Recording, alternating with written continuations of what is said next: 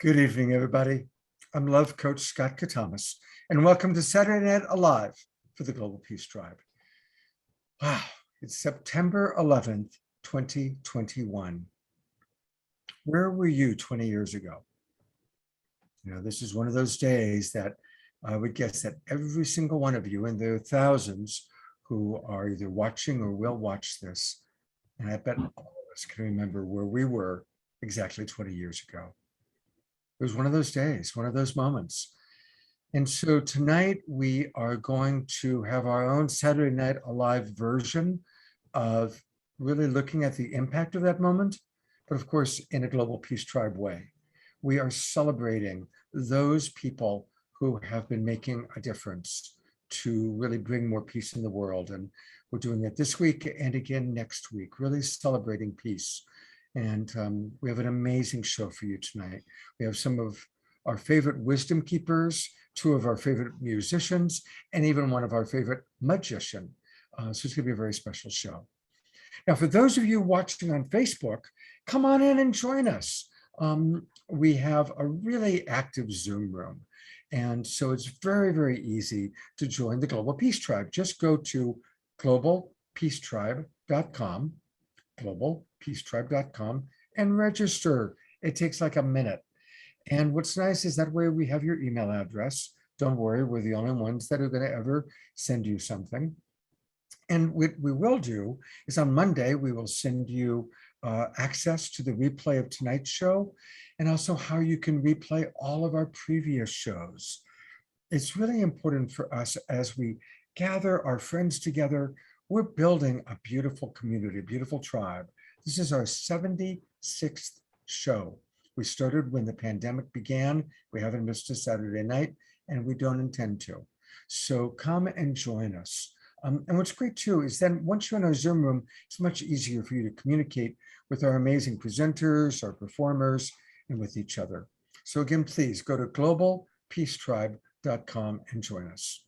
And a big shout out to all of our friends watching on the various Sign Network channels, and of course on Unify. And now to tell us more about the show and introduce us to tonight's presenters, here is my partner, Deborah Giusti.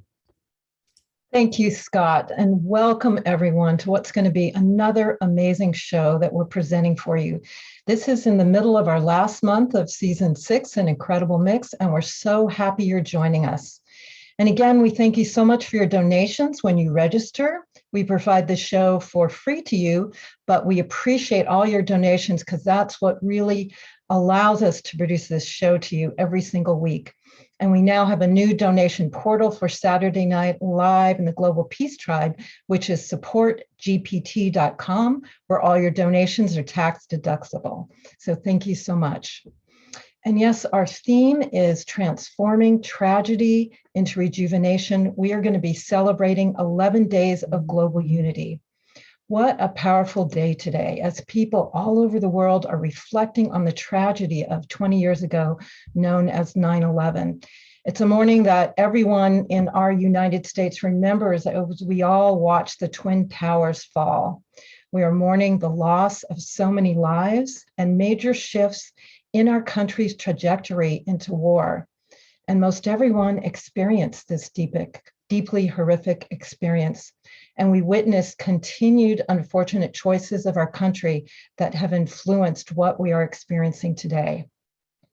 So on this 20th anniversary, Saturday Night Alive is dedicated to find the balance of remembering 9/11 while celebrating those heroes that are actively creating peace now in our world.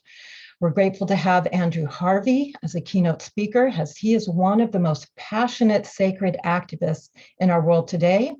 And we're also excited about our collaboration on this show with Rick Ulfik and the 11 Days of Global Unity.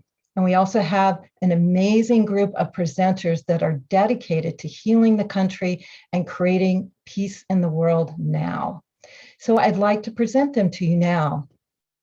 We will be featuring Andrew Harvey, who is an internationally acclaimed writer, poet, translator, and mystical teacher. He's the author of 40 books, and he's taught all over the world, and he specializes in sacred activism. We are also going to feature Rabbi Lerner. He has authored many books. He's lectured on college campuses around the world. Utne Reader called him one of America's most significant visionaries, and the Dalai Lama has honored him for his peace work.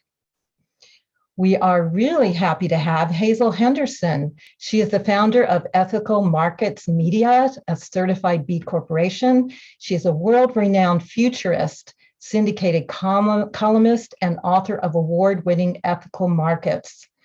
Hello, Hazel.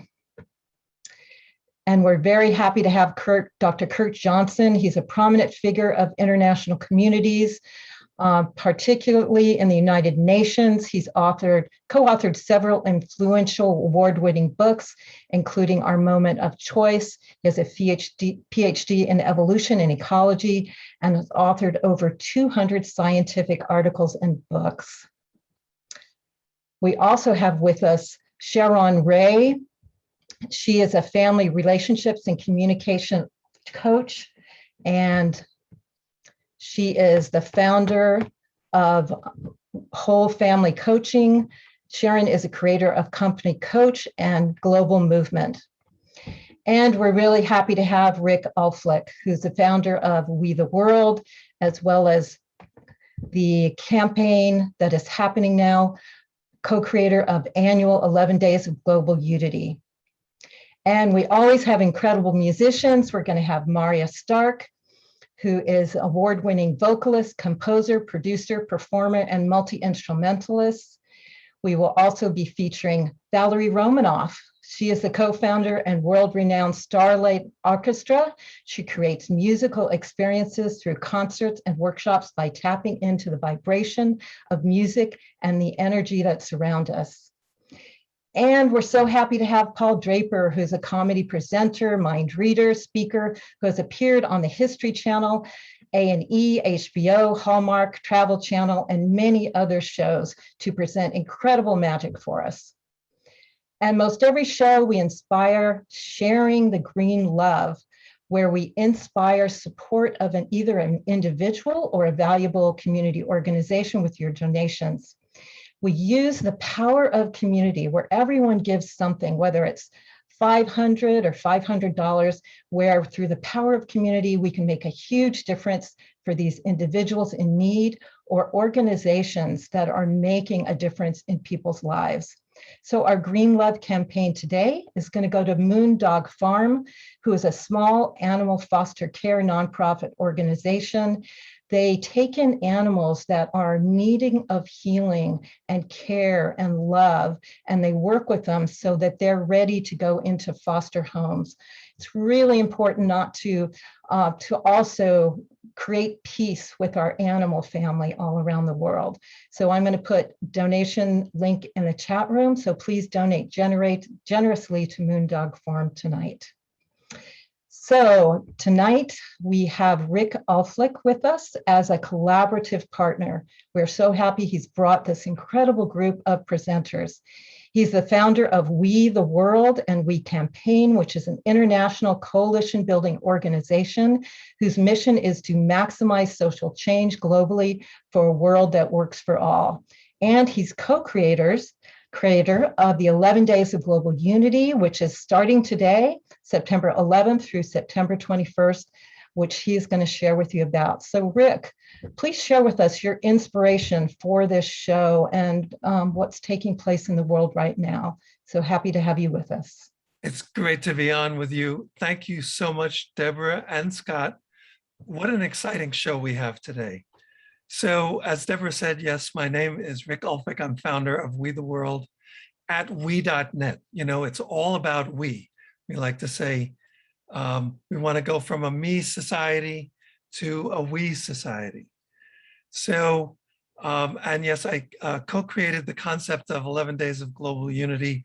And I want to give a shout out to my dear friend, Troy Lush. The two of us came up with that many years ago. And here's the story. 20 years ago today, in 2001, the International Day of Peace was scheduled to be celebrated at the opening session of the UN General Assembly in September, as it had been every year up to that point. Unfortunately, the celebration never happened because of the terrorist attacks of 9/11. The UN permanently put the International Day of Peace on September 21st from 2002 on. At We the World, we commemorated that movement of Peace Day from September 11th to September 21st as the journey from fear to hope.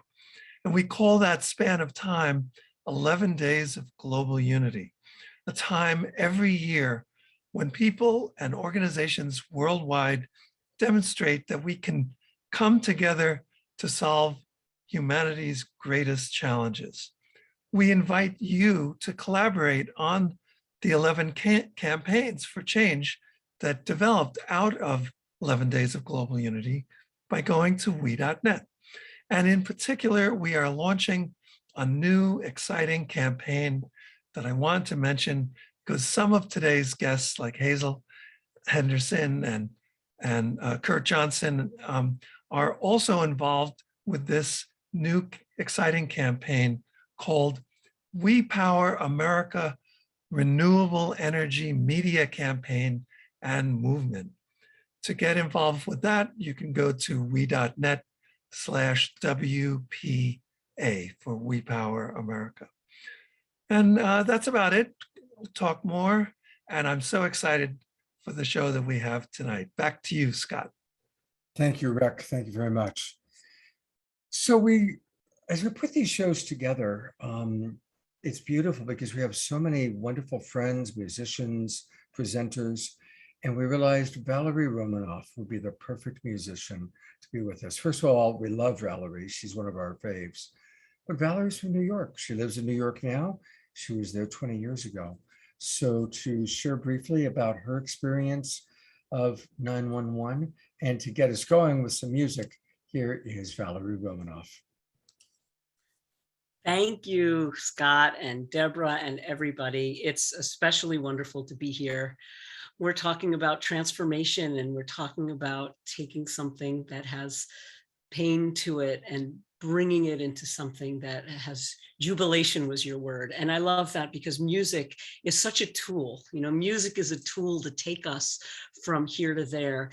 And songs have messages in them and have reminders in them. And the song that I have chosen to kind of kick off this has a very special message in it.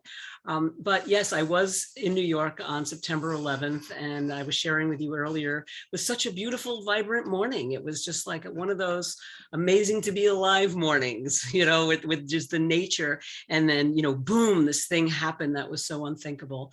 And there was an incredible coming together of the community of people in New York City that day and the days that followed. And it was really feeling, you know, the hearts were together. And I had been doing music for positivity, but that was really a turning point. I really wanted to devote my life to music that was positive energy, positive message, and to find that place of transformation in the music. So I just want to say that the song that I'm going to play, I did a recording of it in my studio yesterday. I recorded some of it, and then I brought in footage from some other events where I performed that song with some of my band members and some of my collaborators. So it's a real, and I also, there's parts you can sing along. So I put some of the words in there, and you'll see, you'll hear. But that's my offering for this moment. Fantastic. Thank you, Valerie. Here we go. Let's take a look.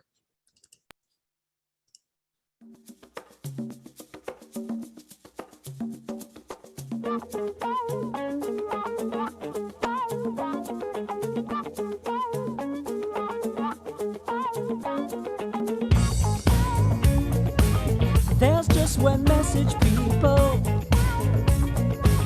straight from the heart. Love is the message, people. It's who we are. Come on, come on. The door is open. Come big, come small. You are all welcome. Join in, sit out. The tide is turning. Jump up, get down. The story's burning. May every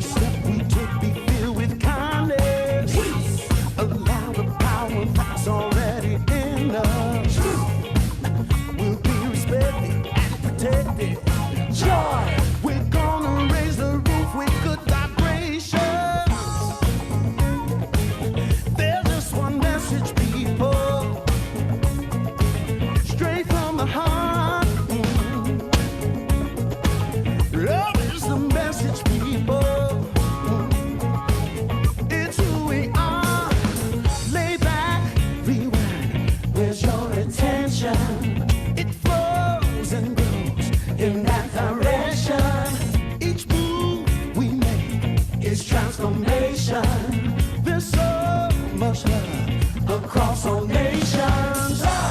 May every step we take be filled with kindness. Peace. Allow the power that's already in us. We'll be respected and protected.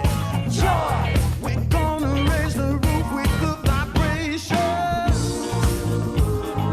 Love is on the rise. No need to choose a side. Love will have its revolution. Baby, baby, there's no stopping evolution. When we stand together, come on, let's walk together. It's time to dance together. Wanna see you talk together. I'd like to play together. Come on now, kids together. It's time to play together. I'd like to live together.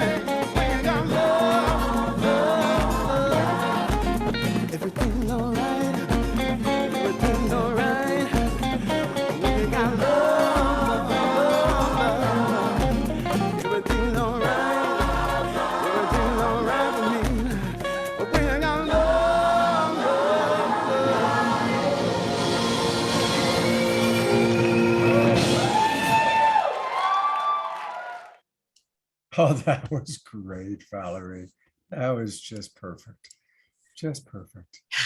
You know, I want to let people know about Valerie. She's going to come back. She's going to do our live song a little bit later on in the show.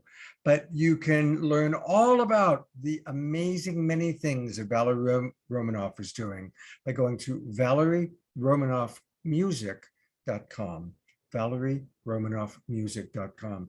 And as you just saw her band Starlight, she's got music for peace and happiness. She does happy life coaching workshops. She's got music, she's got albums. She's doing a lot. Anything you want to emphasize, Valerie?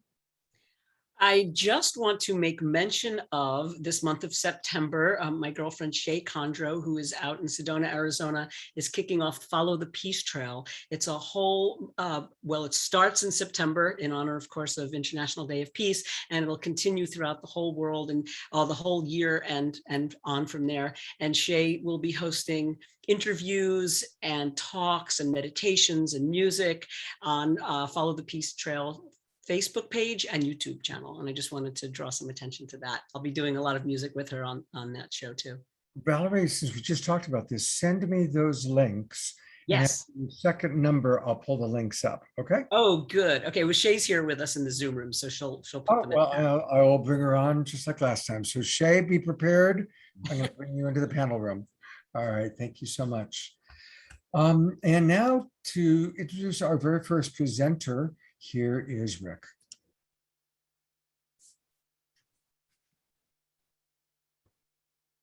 You're on, Rick. Okay, yeah, I had to unmute myself there.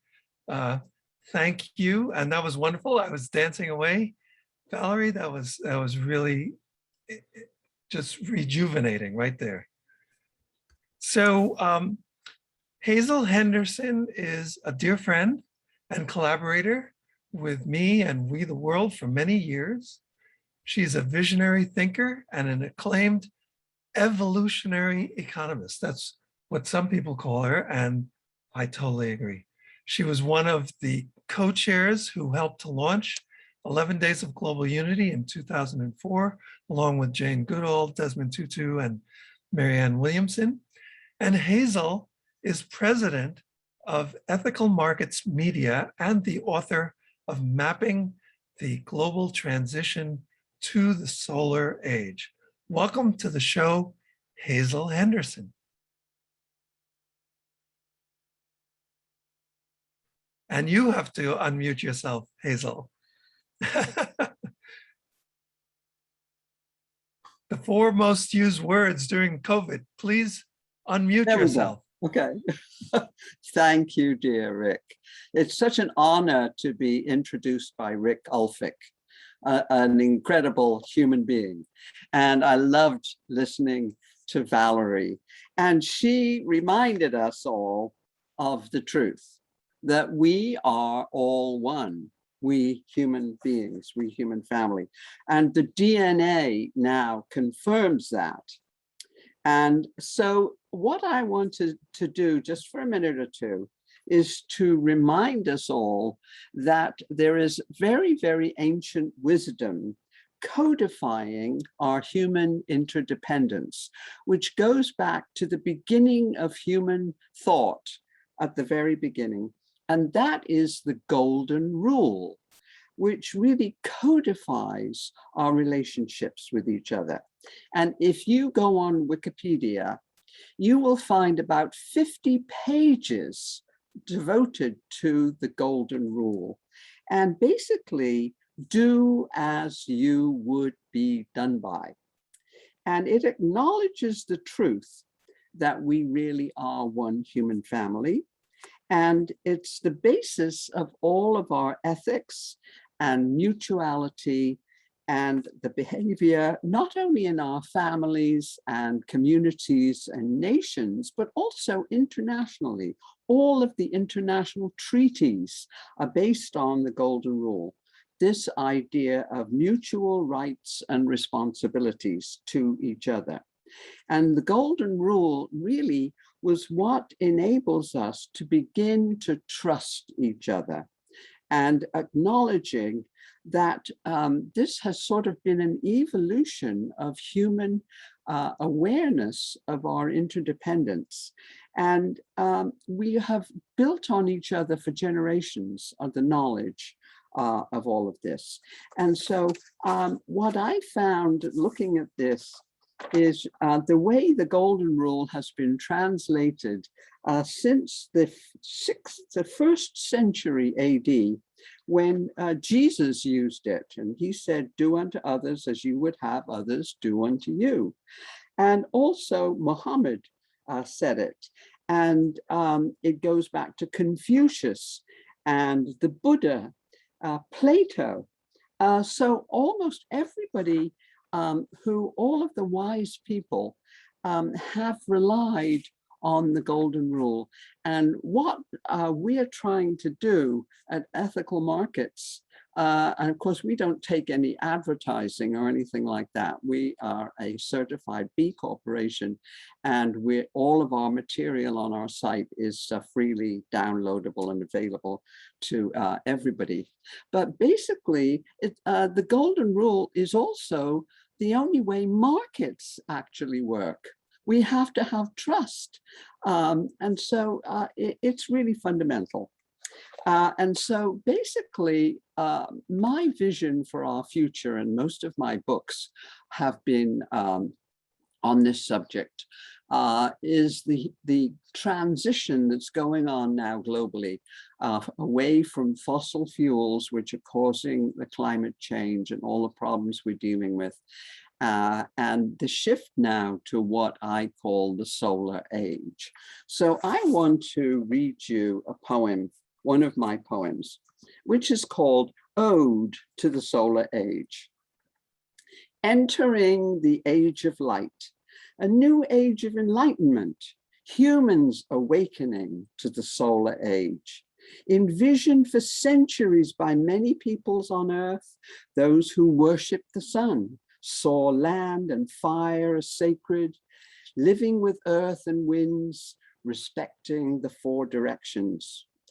Yet hordes of strutting conquerors brought globalization and the vaunted industrial era, weaponizing ancient tools, money, and markets, narrowing relationships of caring, sharing, and mutual respect, the ancient golden rule of community, mathematizing exploitation, false metrics concealing the pain, devastation of the Anthropocene age, hidden by illusions of abstraction, destruction of other lives and species, marketing it as progress and success.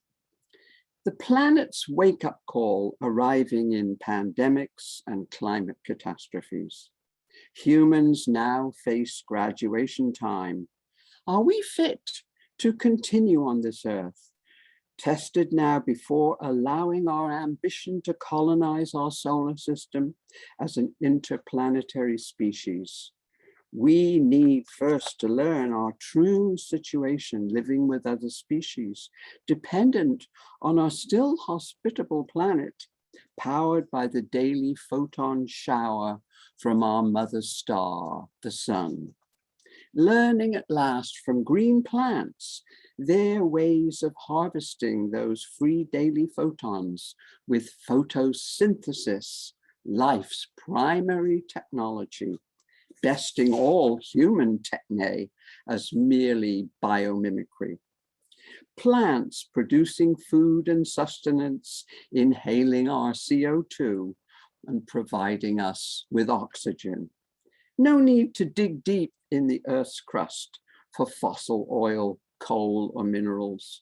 Solar cells, wind turbines, geothermal, and ocean energies, all stored and distributed by the highest element, hydrogen. All provide, beyond our dreams, healthy lifestyles, enough for all. No need to compete. Instead, joy in sharing and communing in all our communities, families, tribes, and nations, face to face and in cyberspace, as our beloved children are teaching. Released at last from conceptual prisons, recycling our cultures and theories, freedom from cognitive limits, academic boundaries and silos, a new age of enlightenment for all, healing ourselves in the earth, replanting, rewilding lands, rivers, and forests, fulfilling at last the promise of generations of fire and sun worshippers in this new age of light, the solar age. Thank you.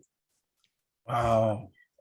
Thank you so much, Hazel. Before you go, because this is Hazel's first time on our show, and hopefully she'll be back. And with all of our presenters, there's so much more. Hazel, one of the things that I really appreciate that you've created, she runs the Ethical Marketplace, 40 years of foresight, insight, and integrity.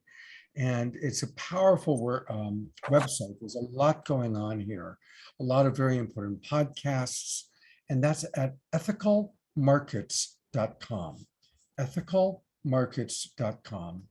And something that Hazel created quite a while ago that's so important today in this day of climate change is a report on green transition, the Green Transition Scoreboard. And just, can you tell us briefly about this, Hazel? Yes, we started the Green Transition Scoreboard in 2009. And what we decided to do was to track all the private investments we saw going into solar, wind, energy efficiency, LED lighting, electric vehicles, all of the new technologies. And at that time, the mainstream financial media never covered anything like that, which was really why I started Ethical Markets Media. And so what our model was that we said, if every year between 2010 and 2020, at least $1 trillion we can track having gone into all of these new solar age technologies, that by 2020, we would have enough investment in the pipeline to actually leave the fossil fuel era and move into the solar age. And guess what? The last report we did in 2020, we found at least $10.3 trillion had gone into all of these technologies. And so we realize now that with that much investment, and this is all by private citizens, this is not governments, that if that much investment was now in the solar age technologies, that basically the fossil fuel era is really on the wrong side of history. And we're coming up to this UN conference in Scotland, called the COP26 conference, and all of the countries in the world now. It's amazing the progress that we've seen just since the pandemic, and the fact that now we've got all of these evidence of climate change. And so all around the world, the polls show that people now are driving the politicians and everything is speeding up. And of course, we know this from biology, that change and evolution, it always happens with stress. And basically, we're all being stressed right now. We all have to take a deep breath because we are riding the tiger of change. And we also know that evolution never happens in nice, neat, straight lines. It always happens with jumps that biologists call punctuated equilibrium. So we are going through a massive jump. And right now, things which we thought were impossible, like how quickly solar energy is taking over, they are now happening in real time. These stocks are now in the mainstream. Wow. So this is our work. And thank you, Scott, for letting me talk about that. Thank you. You know, we periodically do environmental shows, and we're going to do one in October. I'm going to invite you to come back and talk on that show. Hopefully that'll work out. I'd love to. Thank you. Thank you so much, Hazel. Thank you. And some wonderful comments. Our dear friends, Alan and Son, I'm actually going to put the spotlight on them a little bit later on tonight, wrote, "No doubt, the truth delivered with love shall truly set us free." Absolutely, Al and Son. All right. So as you know, we raise money. And actually, I'm going to probably have to raise the number. I mean, if we figure it out, I think at this point, we've probably raised about $125,000. Sometimes it's for individuals dealing with cancer or homes that have burned down. Sometimes it's nonprofit organizations. Tonight, we are sponsoring a wonderful animal sanctuary. My dear friend, Andrew Harvey, is who said, "Scott, I will be on your show, but you've got to support my friend." So I said, we will do it. And so this is a video that Andrew and his friend Jill put together to tell us all about the Moondog Farm. Let's take a look. Hello, everyone. It's Andrew Harvey, and I've been talking about sacred activism, and I'm so thrilled to be able to present to you someone I love very much and who inspires the hell out of me with the amazing work that she's doing. She's my beloved friend. She's a collaborator that I created Sacred Activism with, and she's doing this extraordinary work. She has what she calls Moondog Farm, a little farm out in the country, and she gathers broken and shattered animals in that farm and looks after them, because she knows that what we need for the future is a completely new relationship with the creation. But she doesn't just think about it, she puts her whole life on the stake for it. So she's really acting out the depths of her love. It's such a wonderful thing. So I'm inviting you to donate generously to her great work.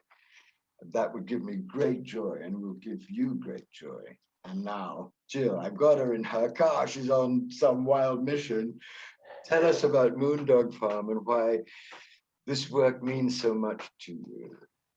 Well, first, hi there, everybody. Secondly, Andrew, from the bottom of the depths of my heart, thank you. Our collaboration is amazing and incredible, and thank you for being a guide and a confidant and an angel looking over what my husband Scott and I do. So for those of you who are listening, so proud of you, darling. I'm so proud of you. Because it's such an honor. Yeah. Years ago, I made my way into seeing a friend that I hadn't seen in years who worked at an open intake shelter. An open intake shelter means that no animals can be turned away. That's a good thing. The hard and honest truth of it is that when there's too many animals and the rescues don't stand up to come and get them, or the rescues, which more often than anything is overwrought with animals ourselves, euthanasia will happen, and those animals will start to lose their lives for cage space. Then there's normally a social outcry of people who we all refer to as keyboard warriors, who think that the answer is, well, just go take them.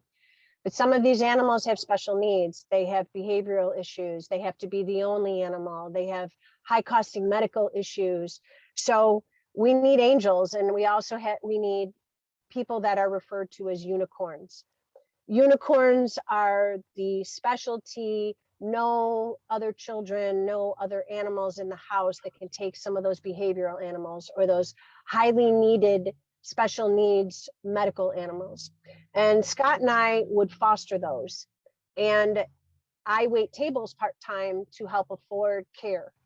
So after a while, after numbers of them came through our home, we decided to start what we call the Moondog Farm for my love of the moon and dogs.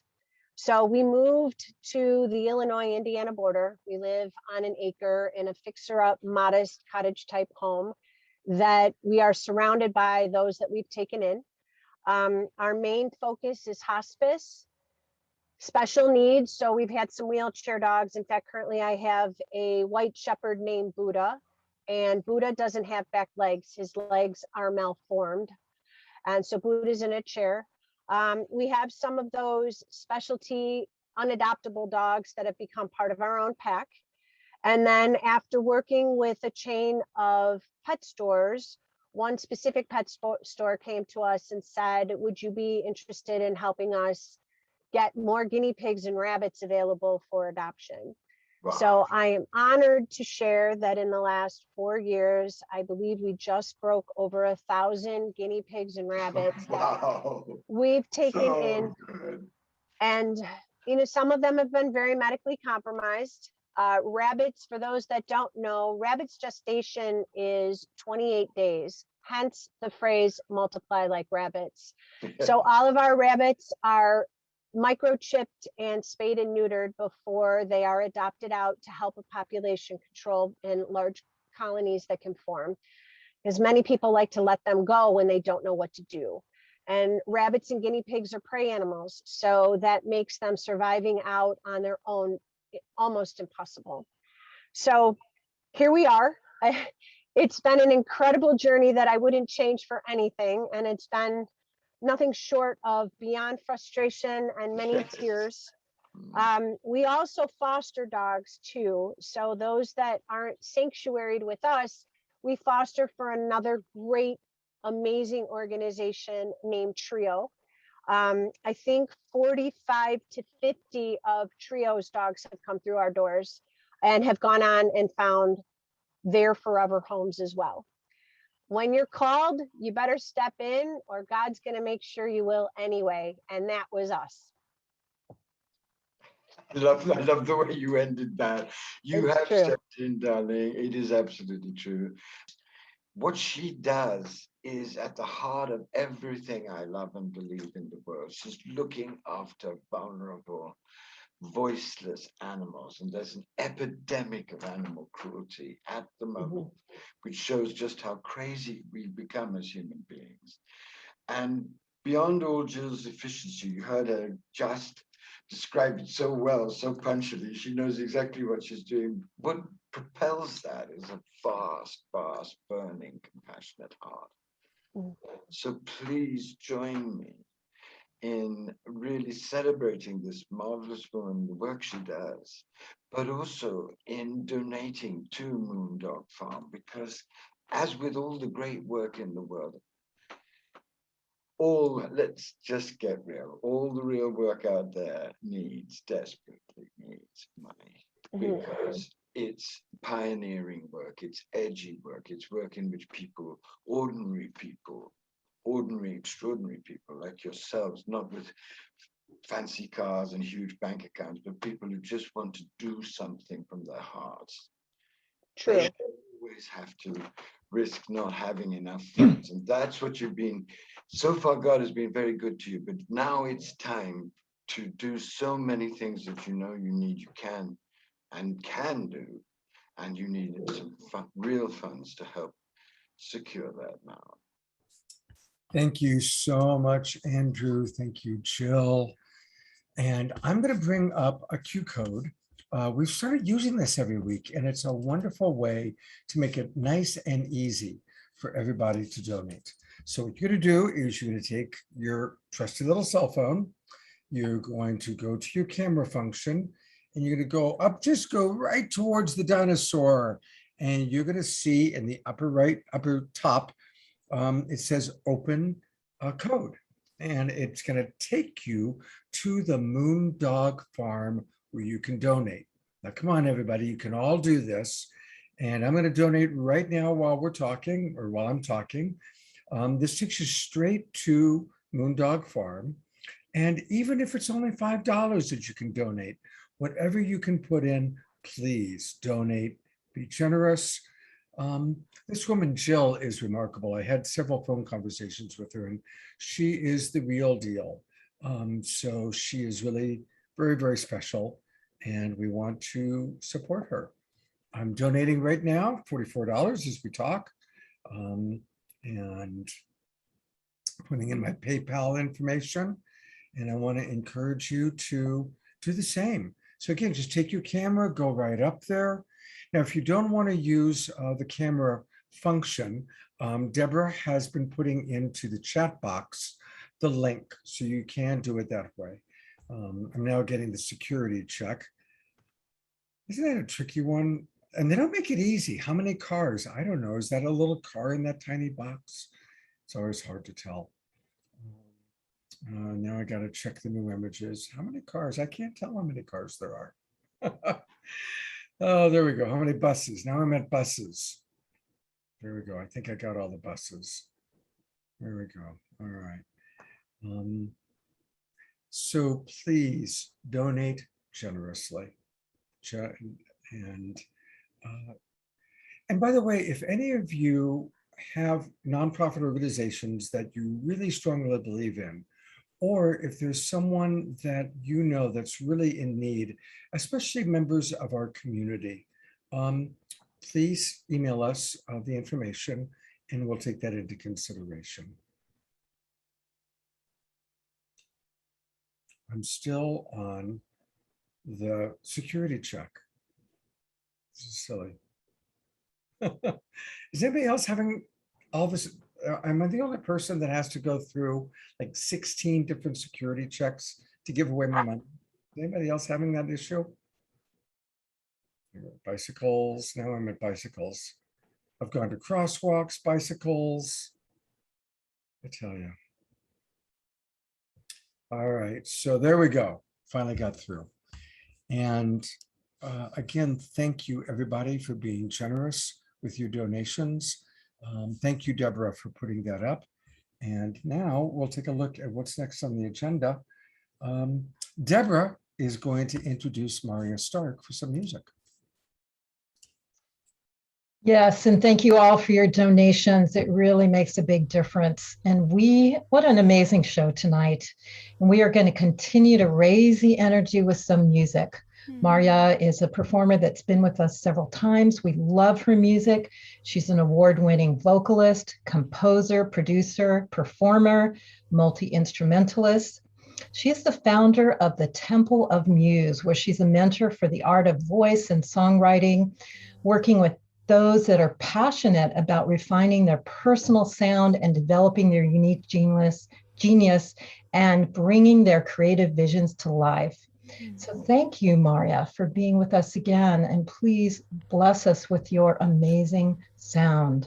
Thank you, Deborah. It's an honor to be here, tuning in from Grass Valley today, where we just had a beautiful day yesterday of rain, much needed rain here in California.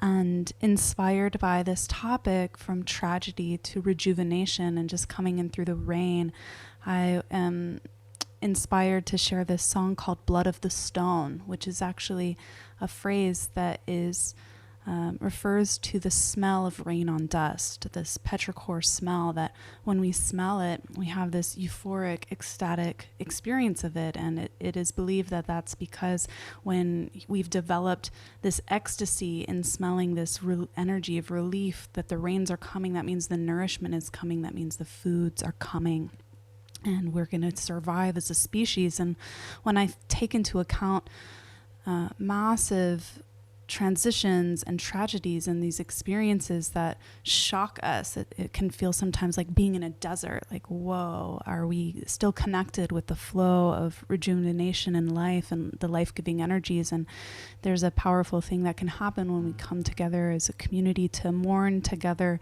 to honor loss together, and to reconnect with the beauty of that euphoria, that is that joy that walks with sorrow as a part of having an open heart that is available to be with the complexity of life. So I offer this song, Blood of the Stone, as part of the medicine of continuing to open through the complexities of challenges and tragedies that life continues to offer as part of our human experience. And may we continue to open to the power of the waters within to flow generously and allow us to experience that euphoria of continuing to move towards life.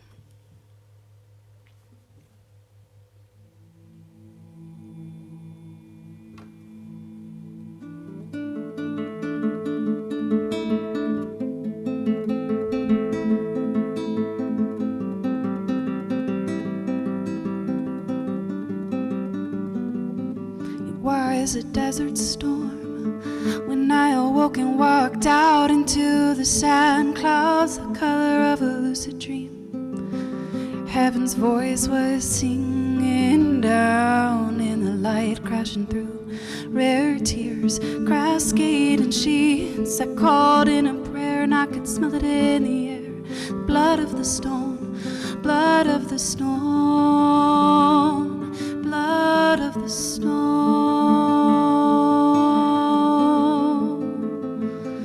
Blood of the stone.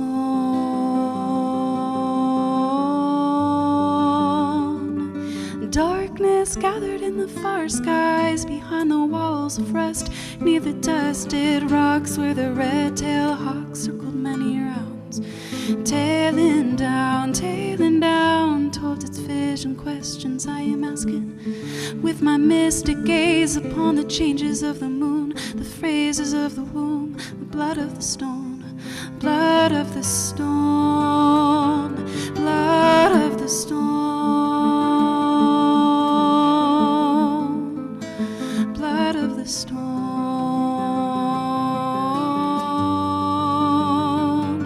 Monsoon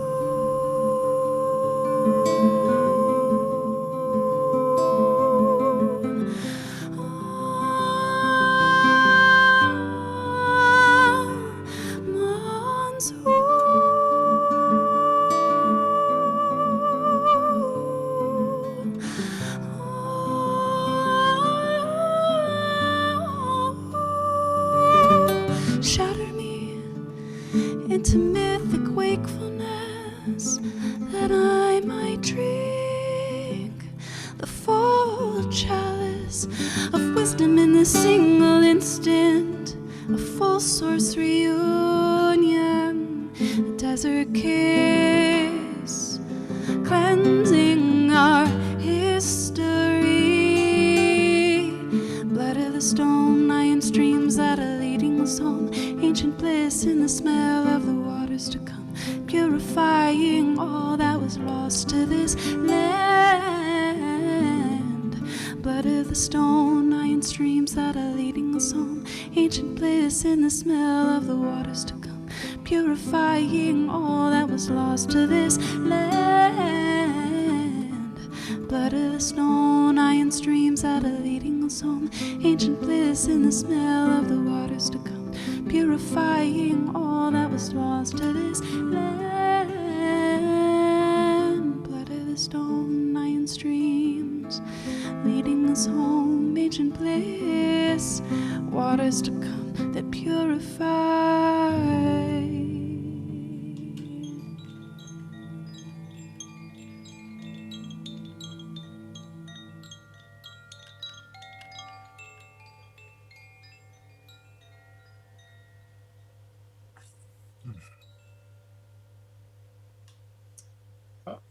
Oh, Maria, so beautiful.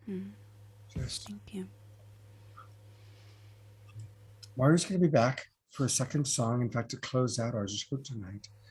But all things Maria do have an online home at templeofthemuse.com. Templeofthemuse.com. I love that image of you welcoming us, Maria. Is there anything you want people to especially know on your website here?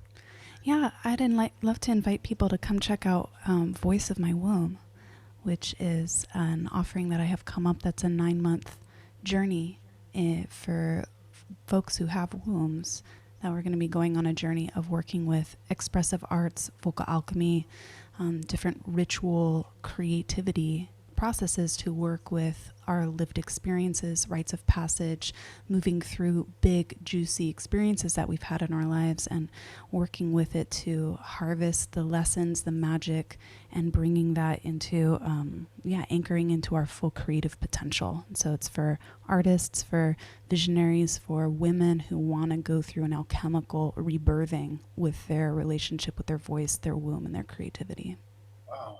That looks just beautiful. I wish that I was of a different gender. And perfect timing. It starts October 5th. So I see that people can apply now. So if you're interested, go to templeofthemuse.com and then click on the rose petaled path, Voice of My Womb. And then that'll take you, if you scroll down, to where you can apply. Thank you, Scott. And we'll see you in a little while. Thank you so much. All right. What an amazing show this is, huh? Just so deep. All right. Well, we have another wonderful presenter. And to introduce our next presenter, we're going back to our co-host. Here's Rick. Hello. So wonderful. What a variety of people's work and life mission. Right? So up next is Sharon Ria, who is a dear friend of mine, and she is also coordinator of We the World's campaign for unity. She works as a life and family coach and as an executive communications trainer. And she is the founder of the global movement, No Judgment, Just Love. And she is also the founder of Comfy Couch Conversations. Welcome to the show, Sharon Ria.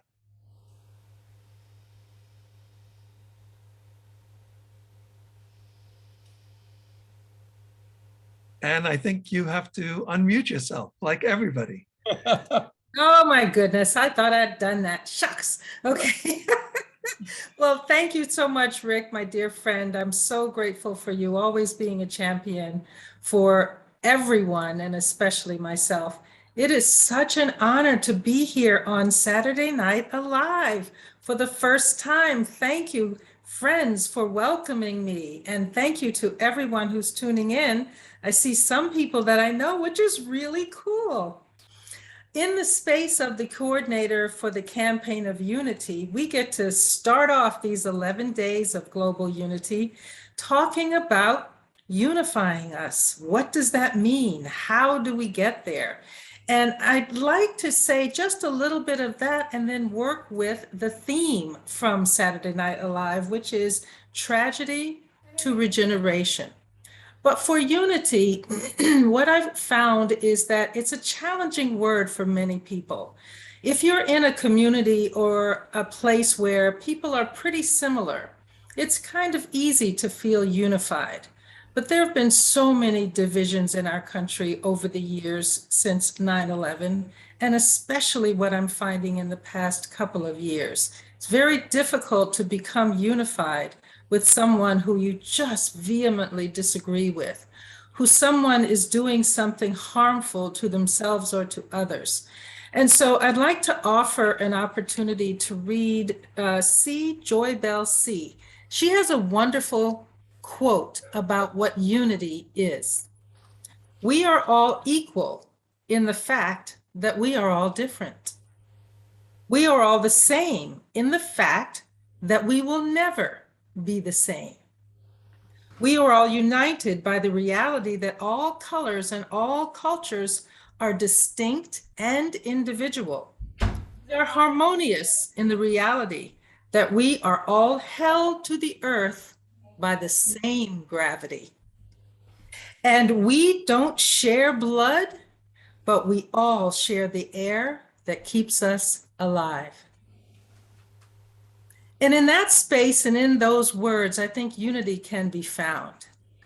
But as I ponder from the space of no judgment, just love, the phrase tragedy to regeneration, and I saw some people writing this in the chat, we are like a stew, this whole global family. And when you make a stew, you want to make sure you have the freshest, the most delicious, the most enticing ingredients. And so that is my gift to the world, is helping each individual person cultivate their own self-love. Because many of us have experienced tragedies in our lives. Collectively, it's 9/11. And individually, whatever happened when you were little, whatever happened when you were in your middle age, whatever happened to you even as an elder, causes you to see the world through some pain. And when you see through pain, it's very difficult to find hope. It's very difficult to see others as valuable. So I offer the opportunity for us to begin with ourselves. Spend some time in no judgment for you. Really think about all the things that you are that you revere, all the things that you are that you might be a little fearful about. You don't have to fix them. You just acknowledge them. Then when you look out to the world, you can recognize that each of us has a story. Each of us has something behind that face that we show to the world that will cause us to not be able to become unified. But I have hope. And I'd like to share two opportunities that I've done with two communities where you would think there would be not much hope. And that's in the space of no judgment, just love. I had the opportunity to go into a prison, a women's prison here in Arizona, and work with the women. And I walked in, they were all perfect in my eyes. And when you see someone that way, when you see their magnificence, they get to see it as well. The second one was after George Floyd died. Many of us were questioning our racism, questioning how we treat each other. And so in the comfy couch conversations, you come to, and I actually have a comfy couch in my house that I coach on. But this is a virtual comfy couch where you're invited into a safe space where no one will interrupt you. No one will judge you. No one will offer any opinion. You get to speak from your heart and talk about what is in your heart uninterrupted. In our world, we don't get a chance to really hear our thoughts out loud. We can think them in our heads, but out loud is such a value to us so we can hear what we're thinking. Often people will cut us off. Often people will judge us or just disregard what we're saying. So I invite you to come to the comfy couch and explore your own personal self. And so as I finish my talk, I'd like to offer 3 tangible ways, as Rick says, some action items. The first is, it begins with you. The unity in our world begins with you. So cultivate yourself, cultivate that self-love that you can then look out at all the rest of us and see the same. And then be courageous to go from fear to hope. In our world, when we're looking at people, we're also often fearful and afraid of what are they going to do. But I invite you to relax that just a bit and look for the courage to see people as whole. And then if you can do that, whenever you're willing, just say hi to someone. They don't have to respond to you. Just offer a smile and a greeting and move along. Thank you so much. Oh, Sharon, this is just beautiful. People are really enjoying very much. A lot of comments coming in. The comfy couch is a most welcome place. And to learn a little bit more about you, let's just all take a minute and drop into the simple beauty of her motto: no judgment, just love. And then she has all these wonderful products with a purpose. I love that idea, products with a purpose. And so to find out about that, we go to her website. And her website is the letter N, the letter J, the letter J, the letter L, .world. NJJL.world. And Sharon, thank you so much. You've got a lot going on this website. Is there anything you want to make sure that I show the audience? What you're showing is beautiful. I just want to remind everyone, hello, we're all human and we judge all the time. Every day. So no judgment, just love is something to reach for. It's a moment-to-moment choice to judge yourself less and allow the rest of us to be who we are and who we are becoming.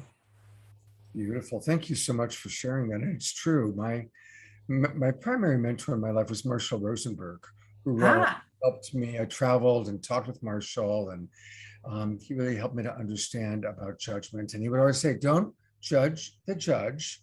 We judge throughout the day, but underneath the judgment, what are my needs? What are my values? Right? Which of my needs and values are not being met by whatever it is I'm judging? So we bring it back to our needs and our values. So thank you for that. Thank you, Sharon. Thank you so much. Sure, hope you'll come back again soon. Thank you. All right, well, it's time for some magic. And again, as we were putting this show together, it's so much fun putting these shows together, to be honest. I thought to myself, okay, we're doing a show all about transformation, transforming, kind of shifting our consciousness from the pain of the war in Afghanistan and the pain around 9/11 into a more positive vision. I thought, let's have a magician who can focus on transformation. Well, that, of course, meant that we had to invite the wonderful Paul Draper on with us. Yay! I unmuted myself. Hi, everybody. Good to see you. So no, I have the benefit of doing at least one of these Zoom shows every single day, some days 6 of them. So I need someone to help me. Scott, do we have somebody that can come on and help me? Valerie's volunteering. Valerie, will you volunteer? Hi, Valerie. Thanks so much for singing and sharing with us earlier. Where in the world are you, Valerie? Right now I am in New York. In New York? Valley. Not in the city. I'm up in the mountains. Up in the mountains. Where out in the mountains? I am in the Hudson Valley in New York. Oh, beautiful. Up by the river in the mountains. So beautiful up there. Now, are you old enough to remember the movie Ghostbusters? Yes. Yes, all right. So you might be familiar with these symbols. They were used by Dr. Rhine at Duke University to study psychics. They were also used by Dr. Venkman on Ghostbusters to study psychics. Now, you and I didn't set anything up ahead of time, right? Correct. Then you knew that you were going to come on and play, but I didn't tell you what to say or what to do. Is that right? Now, Correct. inside each of these envelopes, I'm going to put one of these little cards, one little card inside each individual little envelope. And it's so important right now in this digital age. I've found how meaningful it is to people to send people cards, emotional cards, cards with our handwriting on it, cards with things that we feel and care about each of them. Because receiving something in the mail is so unique these days for it to come from someone that we know and that we love. And so sending things every day with our personal touch. Inside each of these is a card. I have a prediction over here inside the big one. I'll mix these up, Valerie. It matches your background. Anytime you want, say stop. Stop. Right there.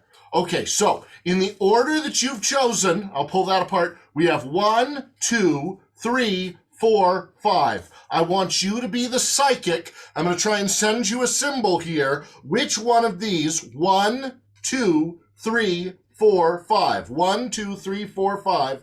Which one matches that envelope? 2. 2. Achad, Shtaim, Shalosh, Arba, Happy New Year, Rosh Hashanah just passed. Inside of here is one symbol and one symbol only. Your symbol is the star, the star, the star. Inside of here ahead of time, I placed a prediction, the star. Fantastic job, Valerie. Thanks so much for helping. Everybody give Valerie a virtual round of applause. Yay! That's sign language round of applause. We'll let Valerie go. Thanks so much, Valerie, for helping me out. Now, it's so important right now that we remember the power that we had at 20 years ago when we all chose to come together. We all chose to come together as a community. If you're watching here in the United States, the red, the white, the blue, that could also be England, right? We have the same colors. But when we all chose to come together and share as one, and it was amazing around the world, the different countries, they came together in song to share with us and to think about America and the great things that America had done so that we could remember the great power of coming together all as one, as oh, I'm sorry, I made a mistake there. I can see the mistake I made. So sometimes you make mistakes and you don't remember to unmute yourself even though you have beautiful things to say.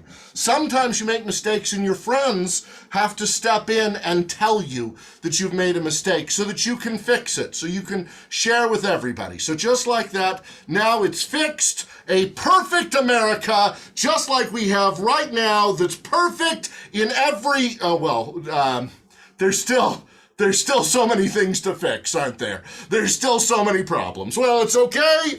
If we all work together, I of course have we have to have everyone do the magical wave here. Everyone over the top do a magical wave just like that. And inside there, now of course, this is the great American experiment where we're all learning together day by day, piece by piece, to become better people. We're not yet a perfect country. We may never be. But if we all work together and we all love each other and we practice that non-judgment, we get closer every day. Thanks for letting me share that bit of magical transformation. Oh, beautiful. Just beautiful, Paul. And Paul's going to be back for a second piece, but I'm going to be back. He'll be back, but you can also find out about Paul by going to his name. PaulDraper.com. That's me. That's him. And it's a wonderful, Paul, you have so much wonderful energy. Thank you. And thank you. I know that every day you donate one magic show to children, senior citizens. So thank you for your service to the world. Thank you. It's so important that we give back with whatever we have every day. Thanks, everybody. See you in a little bit. All right. And to introduce our next presenter, here's Rick. Okay. Okay, can you hear me now? Yes, we can, Rick. All right, great. So I'm so excited to bring in our next guest. Dr. Kurt Johnson is a dear friend and close collaborator with We the World for decades. He has worked in professional science and comparative religion for over 40 years and serves on many international committees, particularly at the United Nations. As part of Unity Earth, he co-edits its magazines, The Convergence and Light on Light, and co-hosts its Convergence series on Voice America Radio Network. Welcome to the show, Kurt Johnson. Thank you, Rick. Thanks so much. So, okay, I want to share some new good news from the world of science. As an evolutionary biologist and as a person of interfaith spirituality. And in the spirit of the theme of this gathering, which is transforming tragedy into rejuvenation, I'm going to entitle it Transforming What We Thought Was Tragedy into Rejuvenation in the World of Science. So first of all, then in science, what was the tragedy? Well, it was the old view of evolution. And this is the one that you're probably familiar with, that evolution is survival of the fittest, and it's the best competitor that wins, and that you only get ahead at someone else's expense, and that's how nature works. All right, so what's been the transformation? Well, as you may or may not know, science changed its mind 7 years ago when it was discovered through supercomputers and all kinds of other new techniques that yes, survival of the fittest is true, but the definition of fitness changes as systems complexify, and especially once there is an intelligent species with conscious choice. Survival of the fittest as the best competitor, the Shark Tank or the dog eat dog, is only true at the most primitive levels of evolution. At the higher levels, and once there is conscious choice, the definition of fitness changes to who is the best cooperator. And I'll repeat that, who is the best cooperator? So that's the new science, and that's the very good news. So what then is the rejuvenation? Well, the rejuvenation is at least twofold.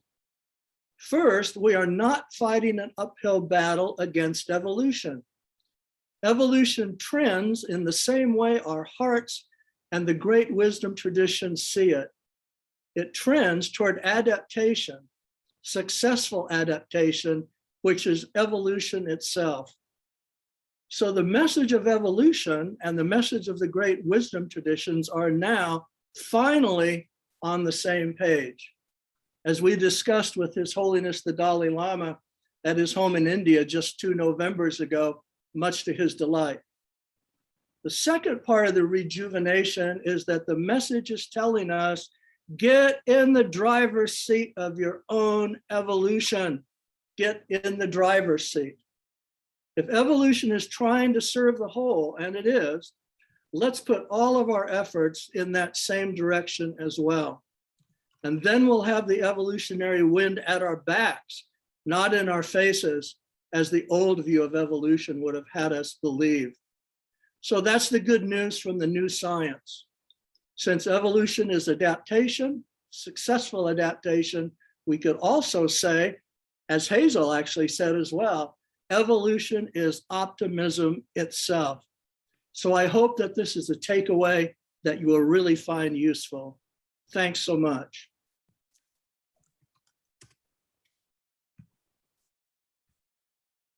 No, I'm not muted. Hi, Kurt. Well, first of all, thank you very much. And I want to give people a chance to learn a little bit more about you. Tell us about Light on Light magazine. Well, actually, Light on Light magazine is one of the 3 magazines, as Rick said, that grew out of Unity Earth. And we started with the Convergence magazine, which was about all the events that Unity Earth was doing around the world and reporting on them, mostly so all those people would have something to show and those events would live in perpetuity. So then we discovered that that dialogue wasn't enough, that we also needed something on spiritual practice and inspired lifestyle. That's where Light on Light magazine came from. And it's really it has the largest circulation of all our magazines. We also made a commitment to conscious business. So our third magazine is Conscious Business Magazine. And then the series on Voice America, which was always also called The Convergence. That's where we talk with leaders from all around the world on exactly the direction we're all talking about tonight. Is how do we take this world the way that we all want to see it go? And we actually have a wonderful program. I'll put the link in the chat after I'm done here. At Voice America Now with Gene Houston, Ken Wilber, Rianne Eisler, David Corton, David Sloan Wilson on Toward a World That Works for All. And I think you'll find that really inspiring. I'll put the link in and you can listen to it 24/7 anytime. So that's what that's all about. Beautiful. Thank you so much. And one other place people can go to find out more about what he's talking about is lightonlight.us. lightonlight.us. And Kurt, thank you so much for spending some time and being with us. And we look forward to hopefully seeing you again soon. You are welcome. Always happy to share good news. Yeah. And, that's what's so beautiful about this show is that, look, the world, it's a tough time, but there's a lot to be inspired by. And mainstream media focuses on all the negativity. And so that's why we like to bring people that are balanced and sober, but inspiring. And speaking of inspiring, Deborah and I had the pleasure of being up last weekend with the twin rays, Shekinah and Sananda. And all three shows that I did last weekend were with them. My Street Talk show, Saturday Night Alive, and the Sacred Sunday show. And it was really quite wonderful to be with them. They are amazing. And we're going to be doing a lot of collaboration with them. We're very excited about that. And so to kind of take us to a really beautiful level of consciousness, I'm going to share with you a video that Shekinah made. It's her singing, and she calls this the miracle video. She was just singing in her temple. They have a beautiful temple, and I actually experienced that my last night there. She did a little concert, if you will, for Sananda and I, and she just sings extemporaneously. And somehow her phone turned on and recorded the song you're about to hear. And then she realized that there was meaning for it to get out to the world. And she created this video. It's very, very beautiful. It's called the Miracle Video.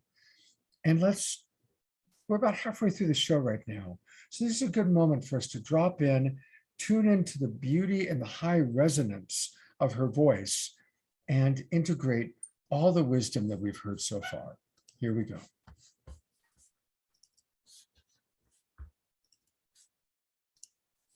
Hana bekoge julat yaminecha tati tehua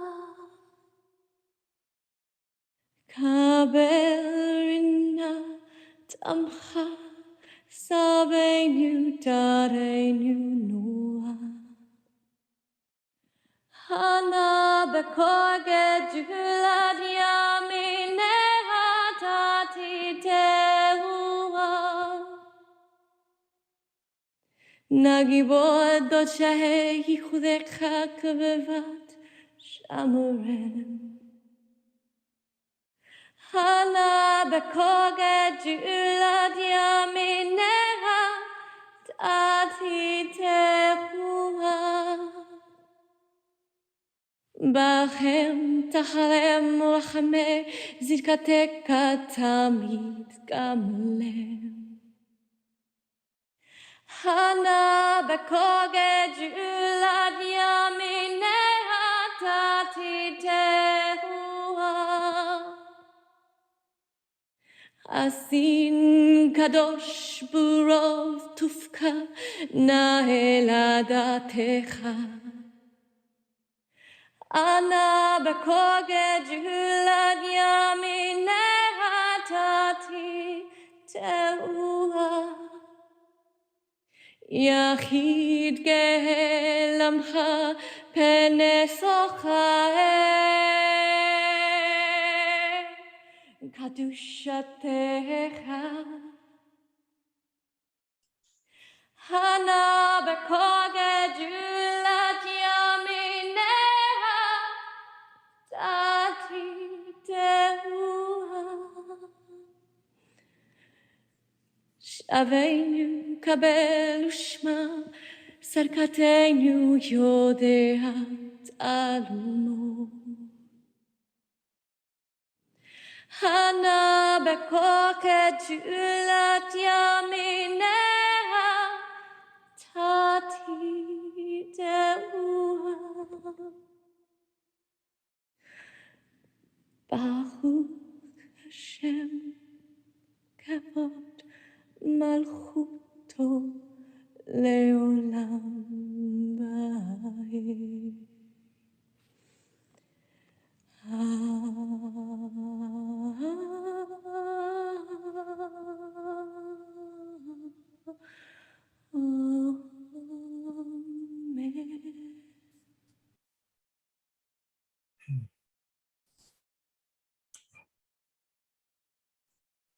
Just breathing in the high vibration, Shekinah, her voice, her consciousness.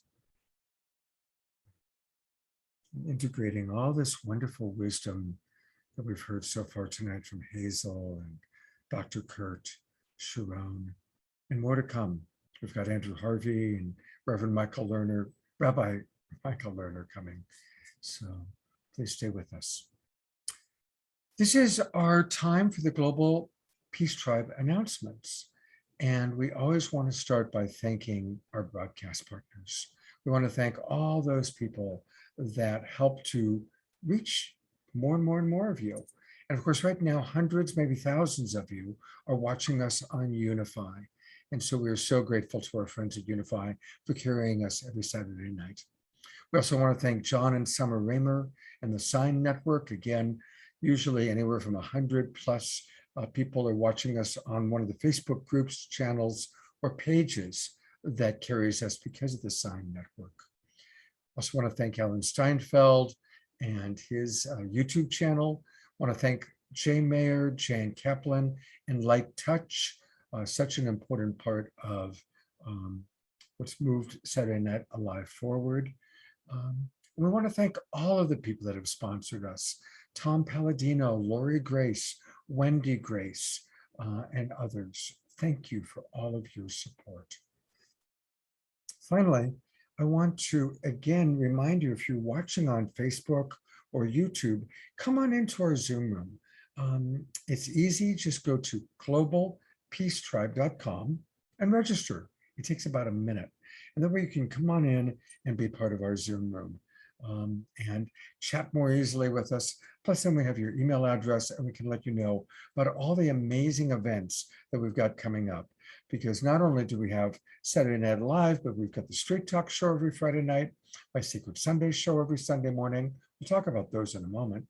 And we also have special events with the Twin Rays. And you're going to hear about our next really big special event right now from Deborah Giusti, who has some really wonderful announcements. Take it away, Deborah. Thank you, Scott. And yes, I also want to thank you for all your donations to Moondog Farm. We really appreciate it. All your donations to Saturday Night Alive for the Global Peace Tribe.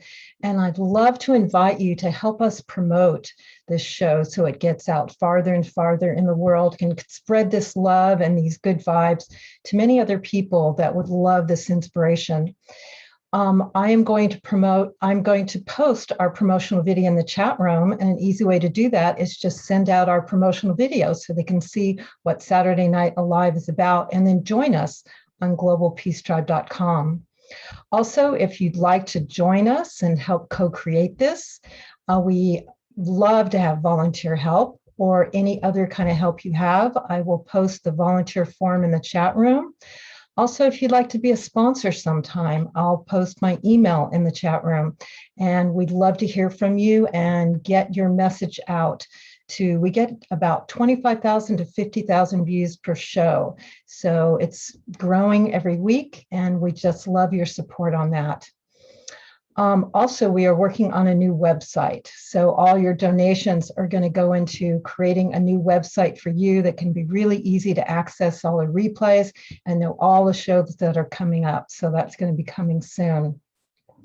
And next week, we are so happy to let you know that we have another incredible collaborator, and we are going to be following this theme of peace. We have invited Ben Bowler of Unity Earth to collaborate with us, and he has created an amazing show. The theme is celebrating International Peace Weekend and International Day of Peace, honoring peacemakers and way showers. He's brought together some really incredible peacemakers, including Jeremy Gilley, who's the founder of the International Day of Peace, and Avon Matheson, who will share the international peace movement history. And we've got a special promotional video to tell you all about it. All right, here, let me pull up the video, and here we go.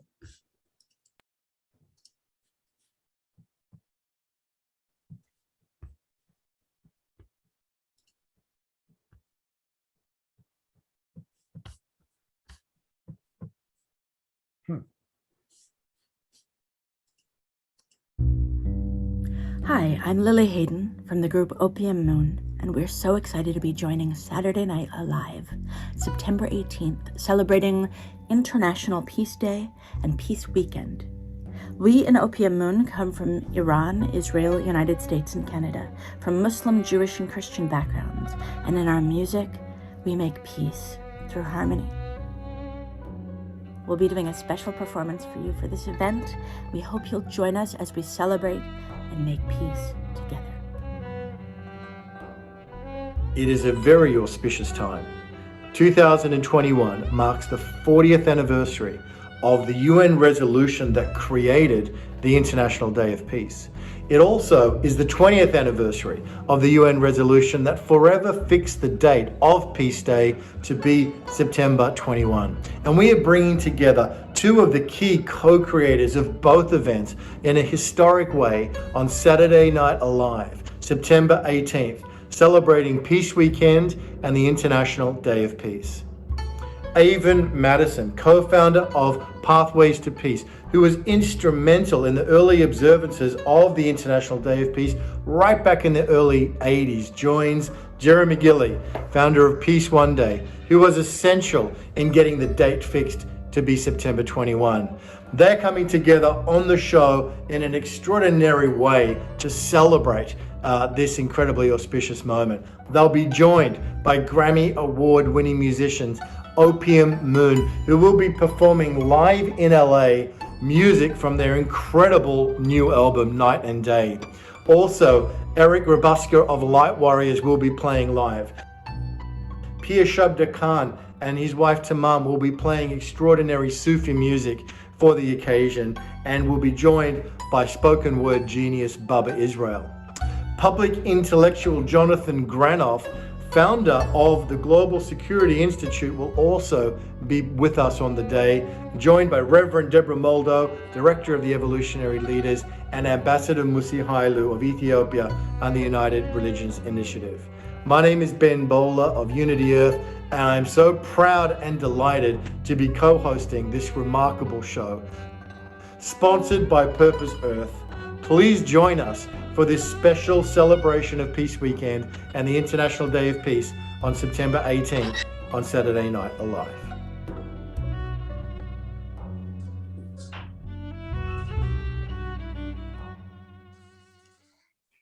And out of the ethers, there is the real Ben.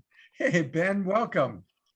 Thank you so much, Scott and Deborah. And firstly, congratulations, everybody, to you, Rick, and Kurt. What an amazing show tonight has been. Incredible musical performances, and